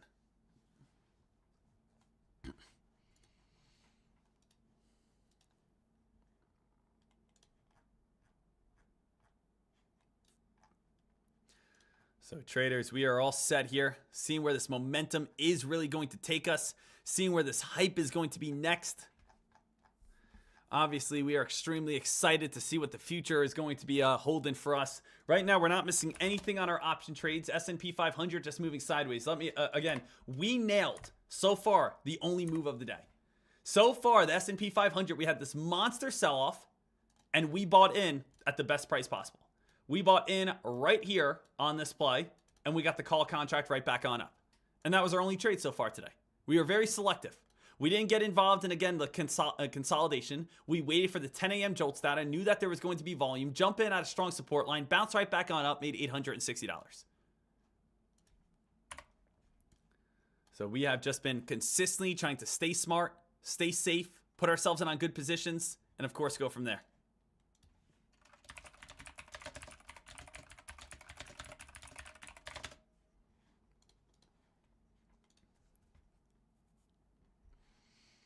So right now, traders, we are watching and waiting. Paxton, Deck, I'm short on FFIE. It's starting to climb right now. Just understand, you're going to have little spikes here and there. If FFIE does spike, you have this is not what you want to hear, but you have very, very, very strong resistance right at $11.22 and $12. Now you're like, Deck, that's way up there. I get that. It's most likely not going to happen. But I will tell you, that's the, again, very strong reversal area. FFIE is already up at this time 70%. There is no news. There is no credibility. The only thing that's holding FFIE up is the fact that people are buying just hoping that it goes up higher. Sometimes, again, that leads to a squeeze, but in most cases, after FFIE just got this nice big rip, look for, again, a downtrend to form. Look for, again, resistance to form. Look to say to yourself, all right, hey, here's a little bit of a lower high, back underneath the VWAP. That's going to kill off some sellers or kill off some buyers. We have lower high, falling back underneath the VWAP. FFIE has no news, should fade and fall. Of course, be willing to have a stop loss. Of course, be willing to move on from a play if, again, it's not working on out. Don't blow up your account and just hope for the best. But again, still realize, hey, this stock has a great chance of fading and falling on down. This stock, again, by 4 o'clock today has a great chance of being back underneath $5. Could there be a potential squeeze? There always could be a potential squeeze. But the odds are FFIE with no news, FFIE building lower highs, FFIE falling back underneath the VWAP will start to deteriorate buyers' hopes, and eventually people start selling it on off. S&P 500 here, team. A little bit of a spike back on up. S&P 500. S&P 500 has room to go back up towards around 555 today. Little heads on up. It does have room to go back up towards around 555.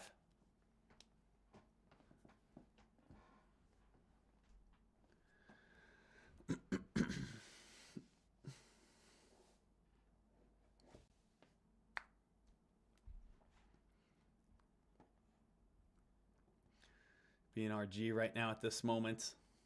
Still watching at this time. If you guys do have any questions, comments, concerns, please let me know. So far, one trade on the day. WISA, as long as that's underneath 216, don't want to get involved into it. As long as that one is underneath 216, that one's going to be done with. ASST, again, this one has a big upper shadow. Notice big upper shadow usually gives its gains on back. Big upper shadow usually gives its gains on back. BNRG right here has, again, if the BNRG, I think, probably has the best chance of spiking to like $2 plus. That definitely has some opportunity. And at this time, the S&P 500 here, traders, has just been moving sideways. Little side note, we can see how Bitcoin is currently doing. It's currently sitting at 56,000. Now, I will say, again, Bitcoin has been getting a little bit weaker over the last 6 months. Just like we, again, talked about higher lows and lower highs, we take a look over on Bitcoin, guys. Bitcoin here, right? Bitcoin here, we could see here's one high next to around 74,000. Here's a high, 72,000. Here's a high, 71,000. Here's a high, 68,000. Here's a high, 64,000. Not a good sign for Bitcoin. Over the last 6 months, we are consistently building lower highs. Every time it peaks, it's a little bit lower than the last one. And that's not good. Traders, I was playing a documentary yesterday over on the live stream. And, it definitely gets you thinking about, like, what is, honestly holding up Bitcoin. There's a documentary that came out last year that says Crypto, the world's greatest scam. And it's about an hour long. And the thing is, if you watch this, they do have a lot of great points about why it is nothing. Now, obviously, there's a lot of great points on why it is something. There's a lot of great points on why it could be something in the future. But, the biggest thing about, Bitcoin is the lack of actual adoption, lack of actual use, the lack of it actually, again, being useful to us.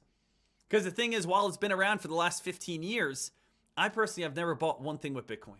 I've never bought anything with one cryptocurrency in my life. I personally have never, again, sent another person cryptocurrency for, again, a valuable item or something that I've wanted. I've, again, just used my credit card. I use the money. I use the US dollar. So the thing is, during 2020, 2021, 2022, when things were going absolutely insane with crypto, it also, again, got a little carried away, where there were pump and dumps left and right, where, again, NFTs were basically a huge pump and dump, where it was just like one big Ponzi scheme on different items and different things. So there's so many pros about Bitcoin, but there's so many cons about Bitcoin. Now, again, if you are a person that's super pro, I suggest watching this and hearing your thoughts. If you are a person that's super against crypto, I suggest watching this. And again, you can get even more. But it gets, great points on both sides. And I really think that this was a great put together video. So again, make sure you guys go check this on out. Now, again, a lot of great pros in the future about Bitcoin, a lot of great cons about future. Do I know what Bitcoin's going to do in the future? Absolutely not, guys. But the thing is, I think it's great to be able to do research, figure out what people love about it, what people hate about it. But my biggest issue is, does anyone actually use it? Or does everyone actually buy Bitcoin, just, again, hoping that in the future it's worth more than what it is? So it's like, it's tough. It's tough, guys. Crypto is a tough one to be able to crack. It's a tough one to say, oh yeah, this is going to be useful in the future. This is going to be good in the future. This is going to be cool. It definitely could be. We just don't know, right? We just don't know.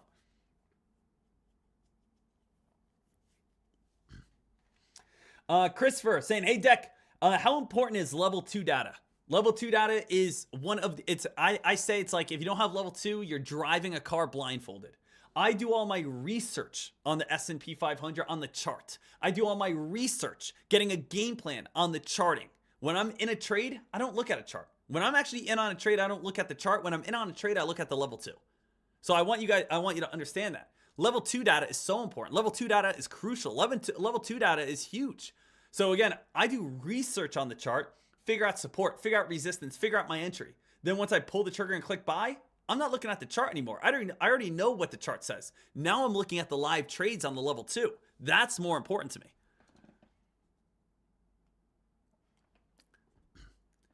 Dan, do you remember when we used to talk about metaverse real estate? Oh my goodness, guys. I was this close. Guys, this close. Back in late 2021, I was this close to spending about $200,000 to buy metaverse real estate. I was going to buy real estate in the metaverse, and it was about $200,000 to do it per acre, per lot. I was so close to doing it. I was convinced, man. I was convinced. Oh, man, I am so happy. I would feel like an absolute idiot spending $200,000 right now for metaverse real estate. I was actually reading an article the other day. Justin Bieber bought an NFT for $1.3 million 2 years ago. Right now, it's worth $400. Imagine that. Imagine spending $1.3 million 2 years ago. And right now, if you want to sell that picture, it's $400. It's like, I mean, it was crazy. The NFT thing was crazy. The NFT, guys, was a little bit nuts. All right, oh yeah, every day. Oh, here's a picture of a penguin. $4,000. Here's a picture of a bread with butter. Get your bread and butter. Oh, look how happy they are together. Peanut butter and jelly NFTs. Sometimes you get a peanut butter, sometimes you get the jelly. Oh, and a rare item would be, again, peanut butter and jelly. $45,000. I mean, jeez, man. What were we doing 2 years ago? What were we doing 2 years ago? Anyone want to step up to the plate? I know, again, it's tough. Does anyone want to step up to the plate right now and raise their hand and say, Deck, I spent $5,000 on an NFT. I spent $10,000 on an NFT. Anyone want to step up to the plate and say what they did?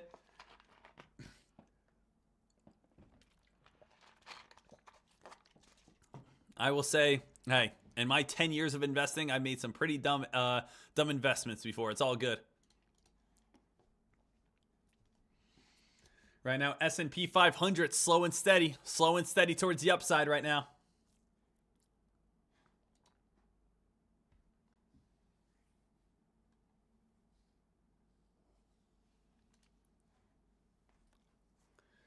Right now, SPY traders, SPY going on up towards 553.50 at this moment. Again, you do have room to run on the S&P 500 up towards around 555. I would just say keep going with momentum right now.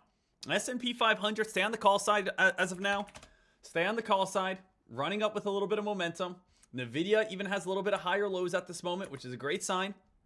Higher lows over on Nvidia, still doing well.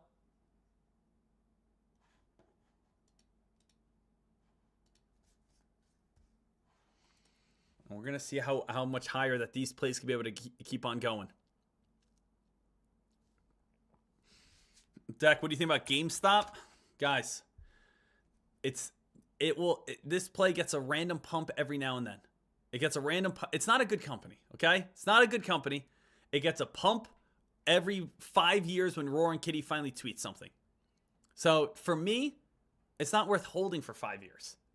It's like, this is the problem, okay? This is the problem I have with Wall Street bets type of traders, okay? And it sounds crazy. It's ludicrous to me, all right? These, again, Wall Street bets traders, a lot of them will buy GameStop and they will buy at $40. They will buy at $48, $50, $60. And they say, yes, I'm in at $50, guys. Woo! I'm again set for life. And then it comes crashing on down. And then all of them say, don't give up. We're in on this together. Diamond hands, no one sell, no one sell, no one sell. We're not giving on up. We're going to take down Wall Street. We're going to squeeze. We're going to hold. We're going to dip and dive and duck and dodge. We're going to do it all here together. We're a family. And then you hold it for 3 years, 4 years. You're down again $20,000. You're down $25,000. And then finally, luckily, something happens in the future. Maybe again, something happens where it starts spiking back up to $40. It comes back up to $50. After 4 years, you're finally back to even. And you say, I told you all. I told you it was going to spike. I told you all it was going to spike. It goes up to $50. Diamond hands, hold, hold, hold. And then it crashes back on down. And you say, guys, don't worry. It'll come back on up. When the heck do you ever sell? When the heck do these people ever take profits? They're up in profits. They say, keep holding. It comes back on down. It does nothing for, again, 4 years. People say just keep holding forever. It spikes back on up. They finally make their money back after 4 years of losing. And they say, oh, it'll go up higher. And then it goes back on down. They say, hey, don't give up, guys. We're only getting started. Guys, what the heck are these investors doing?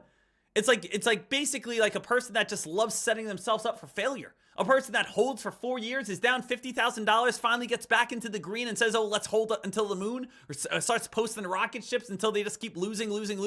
Take again your money. Go to a different investment. You can make again triple, quadruple, quintuple of what you would make over on GameStop until again it goes on a big time spike again. People that just sit there and hold and hope forever and ever and ever and ever, and then once you do get back into the green, you don't take any profits. Worst traders in the world. Awful. So again, that's what I have, you know, that's I get it. I get the hype, I get the fun, I get the excitement, but as an actual, again, making money, you're never going to make money that way. You're never going to actually walk away a winner.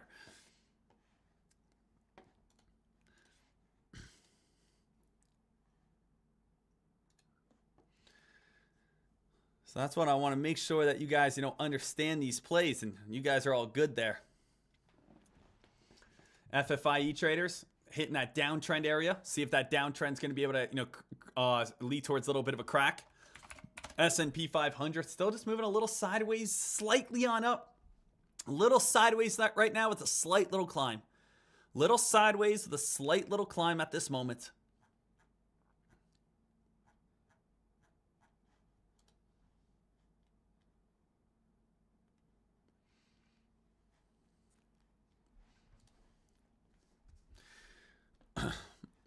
To do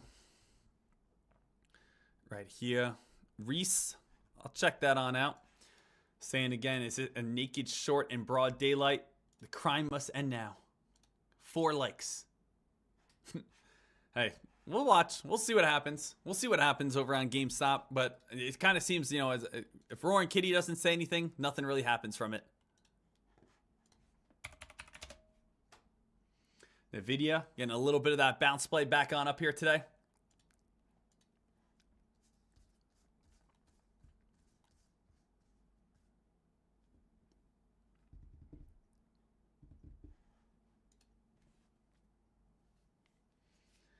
So Nvidia still, again, a little bit of a climb. And again, I wouldn't go against the grain unless you get a crack of a trend line. Unless you get a crack of a trend line, unless you get a little bit of a sell-off, unless you get a little bit weaker here, I wouldn't really go against the grain at this time. This play is still getting a little bit weaker, still fading, still falling, still dropping. So we will, again, continue to keep our eyes peeled on this momentum, on this action here. WISA, BNRG. Got a couple different plays here at this time. Guys, there's FFIE still dropping. So that's still getting a little weaker. No trades, no hot movement right now. We got our 1 trade on the day, and hey, Deck, if you finished off your day with, again, $860, I'm pretty happy with that. Even if I finish off my day right here with $860, I'm pretty happy with that. But what I will say is it looks like there might be a small little pop coming on up. Maybe if you want to do a quick little scalp towards, you know, 554 plus, it does look like there's a potential for a small little scalp, a small little pump coming on up, you know, maybe right at 11 o'clock. I'd probably say let's wait 15 minutes. Let's wait 15 minutes. See again right around 11 o'clock if this could get a little bit of a pump. See if this could get a little bit of a squeeze. See if this could get a little bit of that spike up towards around that 13 EMA of 555. Maybe again we jump in on a scalp play. Scalp play would be again same day contract, same day expiration. Or if you again have a little bit more funds, you could go tomorrow's expiration and you just take profits quickly. It'd be jump in, make $200, get out, right? So maybe we can do that going forward and make a little bit of money over there. So let's see here, traders. S&P 500. S&P 500 staying alert over at this time.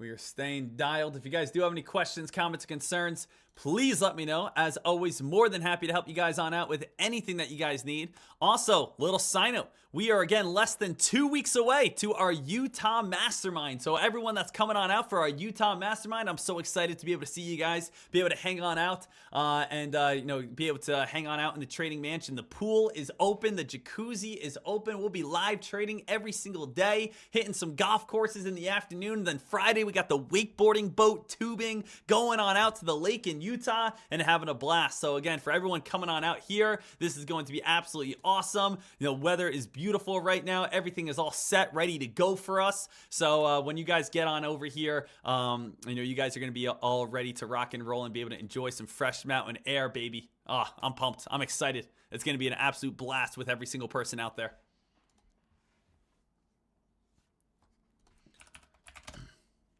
Reese, I'm excited there. I'm excited as well. Paxton, again, you're still sitting on your FFIE short. Hey, just play the downtrend, bud. You know that this downtrend is in play. You know the VWAP is cracking. Stay on your short as long as that downtrend stays intact. If that downtrend breaks, maybe you want to get out and say, hey, let me just break even, or let me just, say, it's not worth it for you. But as long as that downtrend keeps on holding, it seems like you're good to go.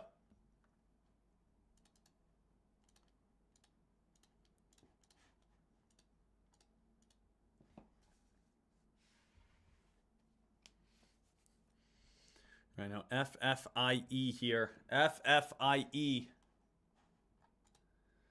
LQR. Little bit of a pump over here over on LQR. I'm really, again, when I get to the point, guys, that I'm searching like this, it's never a good idea. We should be able to see, again, all we care about in the stock market as a trader is we care about volatility. Volatility is movement. Movement equals profit.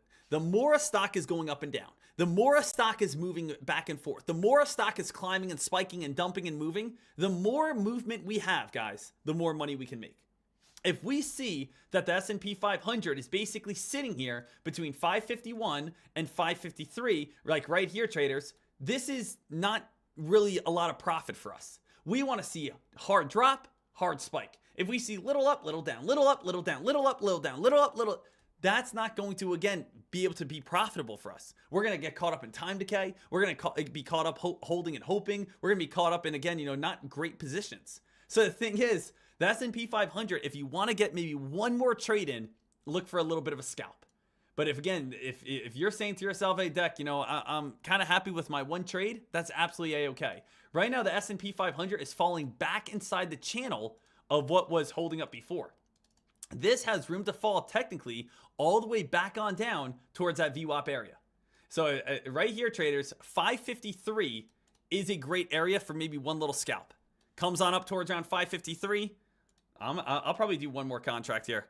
535, SPX, 535, put contracts, market order, 2 contracts, September 5th. Love it. And I just want to see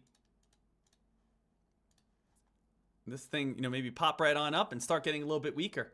Could this, again, pop on up, start getting weaker, and just be a nice little fade right back on down? Because if we fall back into this channel, we have room to go all the way back on down towards around 551.90.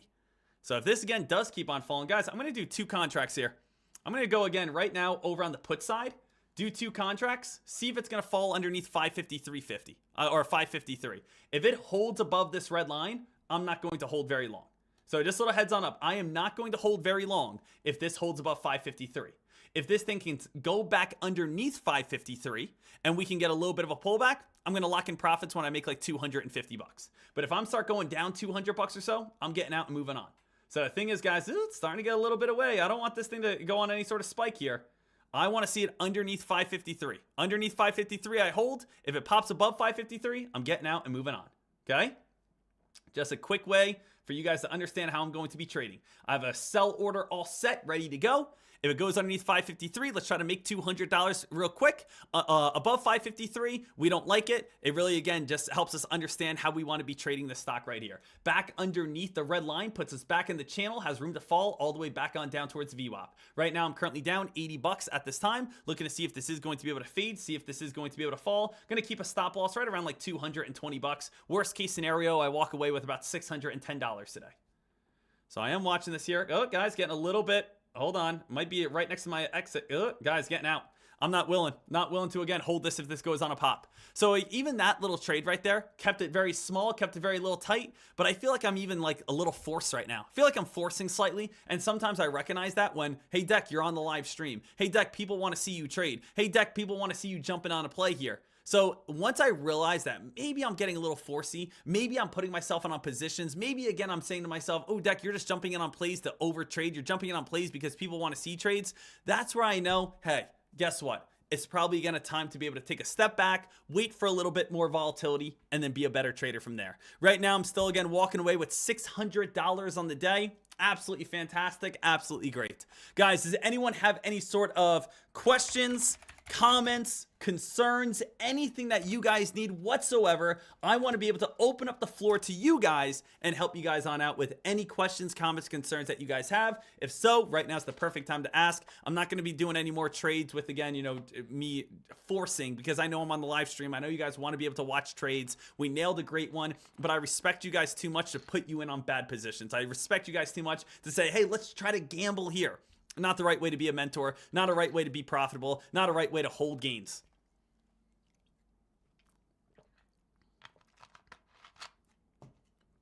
So open up the floor to you. Bunny, you said 555 possible on SPY. 555. Oh yeah, 555 is still possible. Absolutely. 13 EMA. But again, so if you're saying, why did I do a put contract right here? Because I just saw it coming back on. I was looking for a little bit of a drop down to the VWAP. Remember, we had, again, we have this like little channel, right? If we go underneath 553, you just have room to fall back down to 552. A scalp play is get in, get out. I was just looking for a crack underneath 553 down to 552.50, get out, make again $400, and again move on. So do I think 555 is in play today? Absolutely. I was just looking for a little bit of a pullback off the high of the day, get a bounce off the VWAP, go from there. So again, just quick little profits. Looking for just quick little profits, quick little trades. TT Life, did I miss the talk about Nvidia issued a subpoena for the DOJ? Looks like it's from a supply and chip still good. So is Nvidia still good? Nvidia is still absolutely fine. There has been no, again, criminal charges. There has been no action taking against Nvidia. Right now, again, the Department of Justice is looking into Nvidia to make sure they're not doing anything sketchy within their business. But again, as of now, there has not been anything put out that would, again, lead towards more dropping over on Nvidia. So again, once the Department of Justice comes out with anything, I'm sure it's going to be blasted all over the internet. I'm sure it'll be blasted on CNBC. I'm sure you'll see the stock price reflect that. But as of now, they are being investigated by, again, the Department of Justice, but nothing bad has come out yet from it. Tanu, what indicators are you currently using? I'm using the 13 EMA, the 50-day moving average, and the 200-day moving average.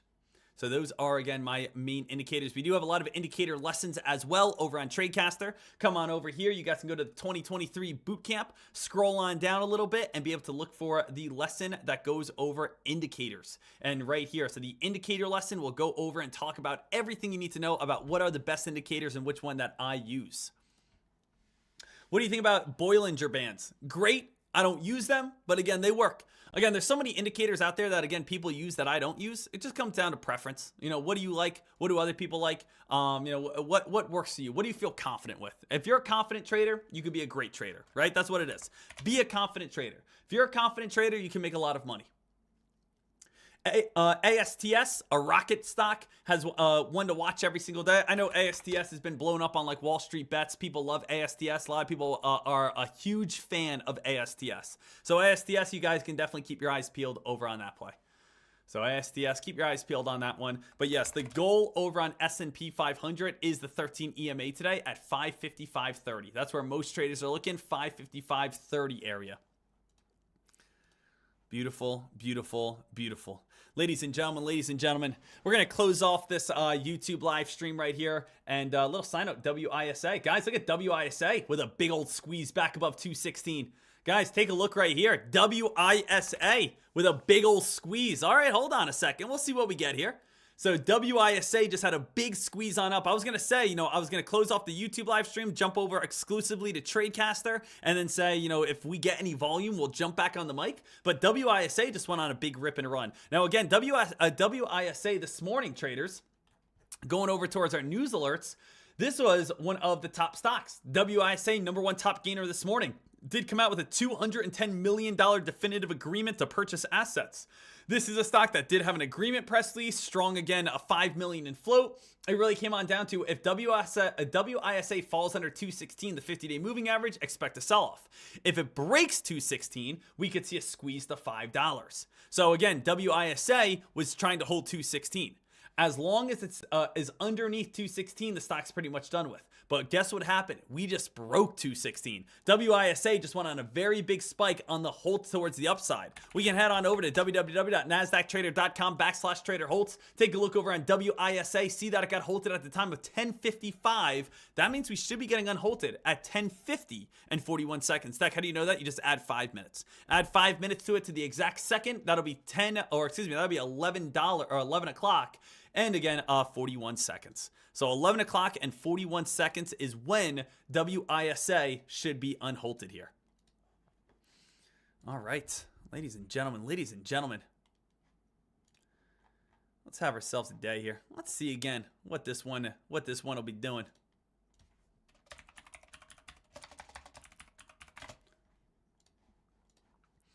WISA has potential to squeeze here today, guys. We all know it. This is a squeezer.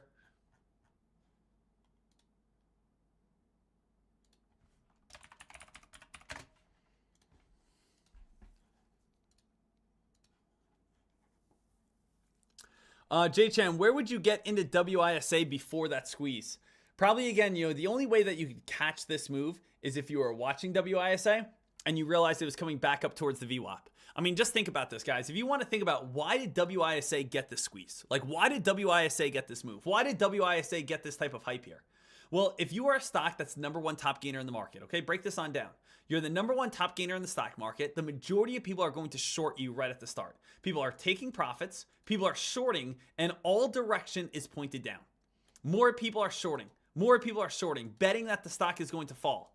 Now, you break the 50-day moving average, which is right here, and you break the VWAP. And all of a sudden, people start saying, ooh, I'm getting out of my short. This guy gets out, this guy gets out, this guy gets out. And this whole collection of shorters are now panicking. As all these shorters are covering their position, it's making the stock go higher. All these shorters now are getting out, and now the stock's price is increasing at a rapid rate. So that's all it is, guys. We are seeing these plays, right? We're seeing these squeezes, we're seeing these moves, we're seeing these rips and runs because all these people shorted at the start of the day, and now all these shorters are getting out at the same time, which is leading towards, again, this very big spike over on WISA because we broke the 216 50-day moving average and the VWAP. So that's why this is getting this move on up. So, Deck, how high can this go on up to? Next target would be like 350. Next target on this one's going to be right around 350. Let's see what happens when this one opens on up. When this one opens on up, when this one squeezes, when this one spikes, let's see how much higher this one can get.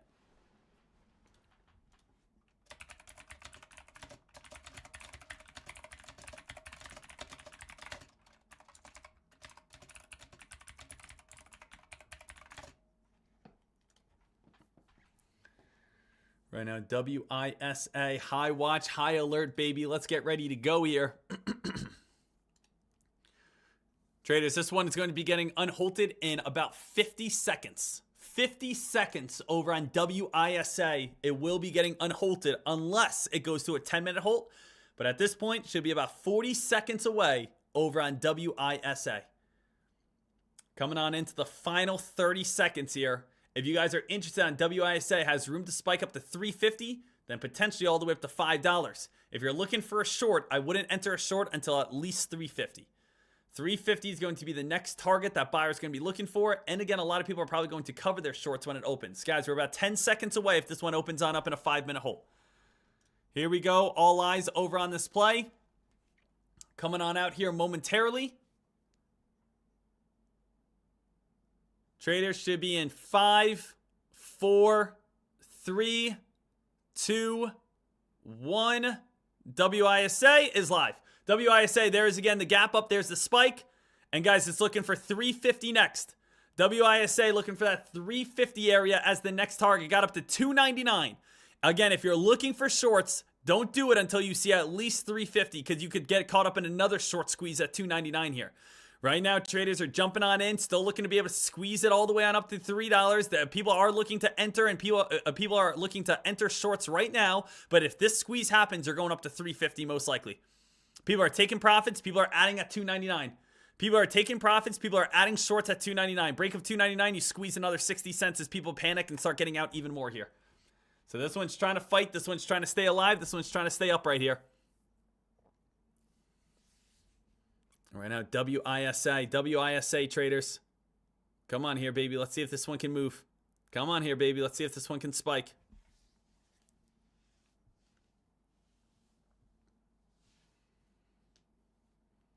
Right now, we got up to 299. First again, pullback.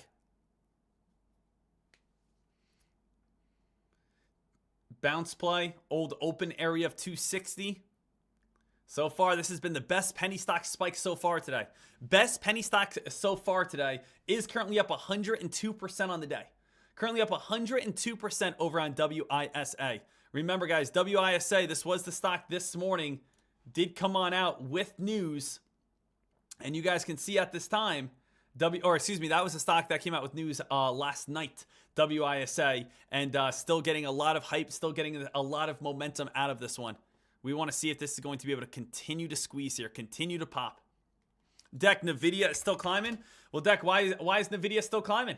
Guys, Nvidia is still climbing because people see it as finally a dip buying opportunity. Nvidia, the number one stock that people love, the number one stock fell 15% in 24 hours. People are saying, "Ooh, I'm taking that dip buy. Ooh, I'm getting involved in this one." 15% in the last 24 hours. People are saying, "Ooh, dip buy opportunity, Dek." That's the number one play, right? The stock that spiked up over 200% in the last 2 years, right? The stock that everyone wants to get involved in, right? Yeah, we have a 15% drop in 24 hours. Ooh, I'm getting a dip buy. That's how people are seeing it right now. WISA, getting a little bit of this pullback.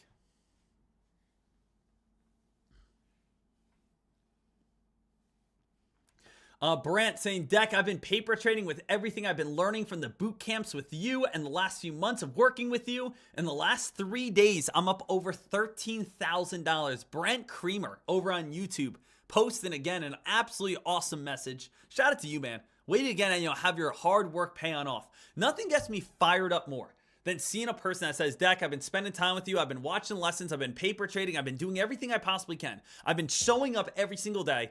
And now I'm up $5,000. I'm up $10,000. I'm up $20,000. Talk about, again, just seeing results. It's in business, in stock trading, in fitness.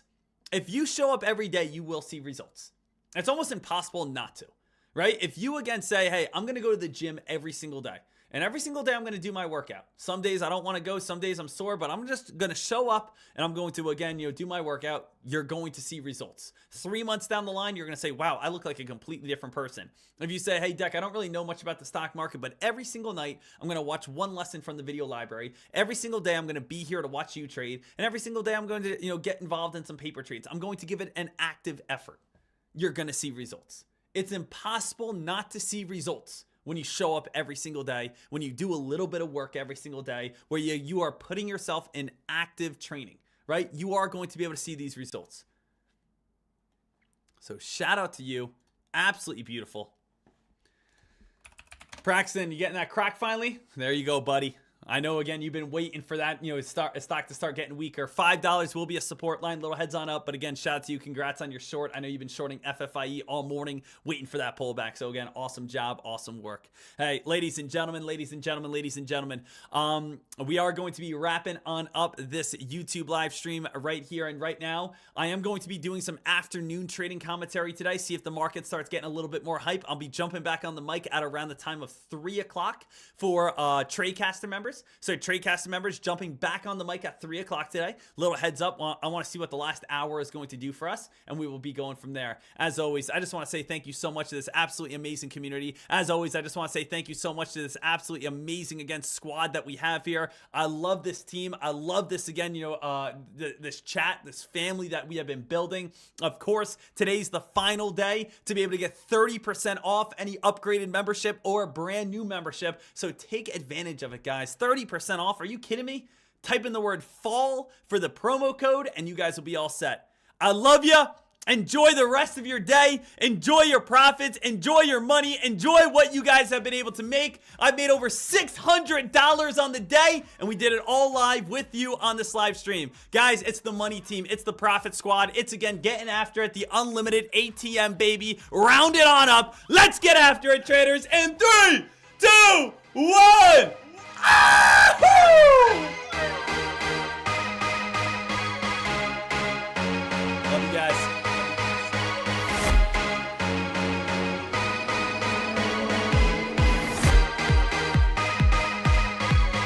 Did you make money today? Did you make a profit today? Did you come out on top today? I'm the Batman. I got this question the other day. Why are you successful? So I ball so hard, motherfucker. $1,000 profit today. First niggas gotta find me. $700. $50,000 to a motherfucker like me. Can you please remind me? Ball so hard, this shit crazy. Y'all don't know that don't shit phase. And as we go, Lock it on up. too when I look at you like this shit gravy. Ball so hard, this shit weird. We ain't even pro be here. 1,400. It's only right that we be fair.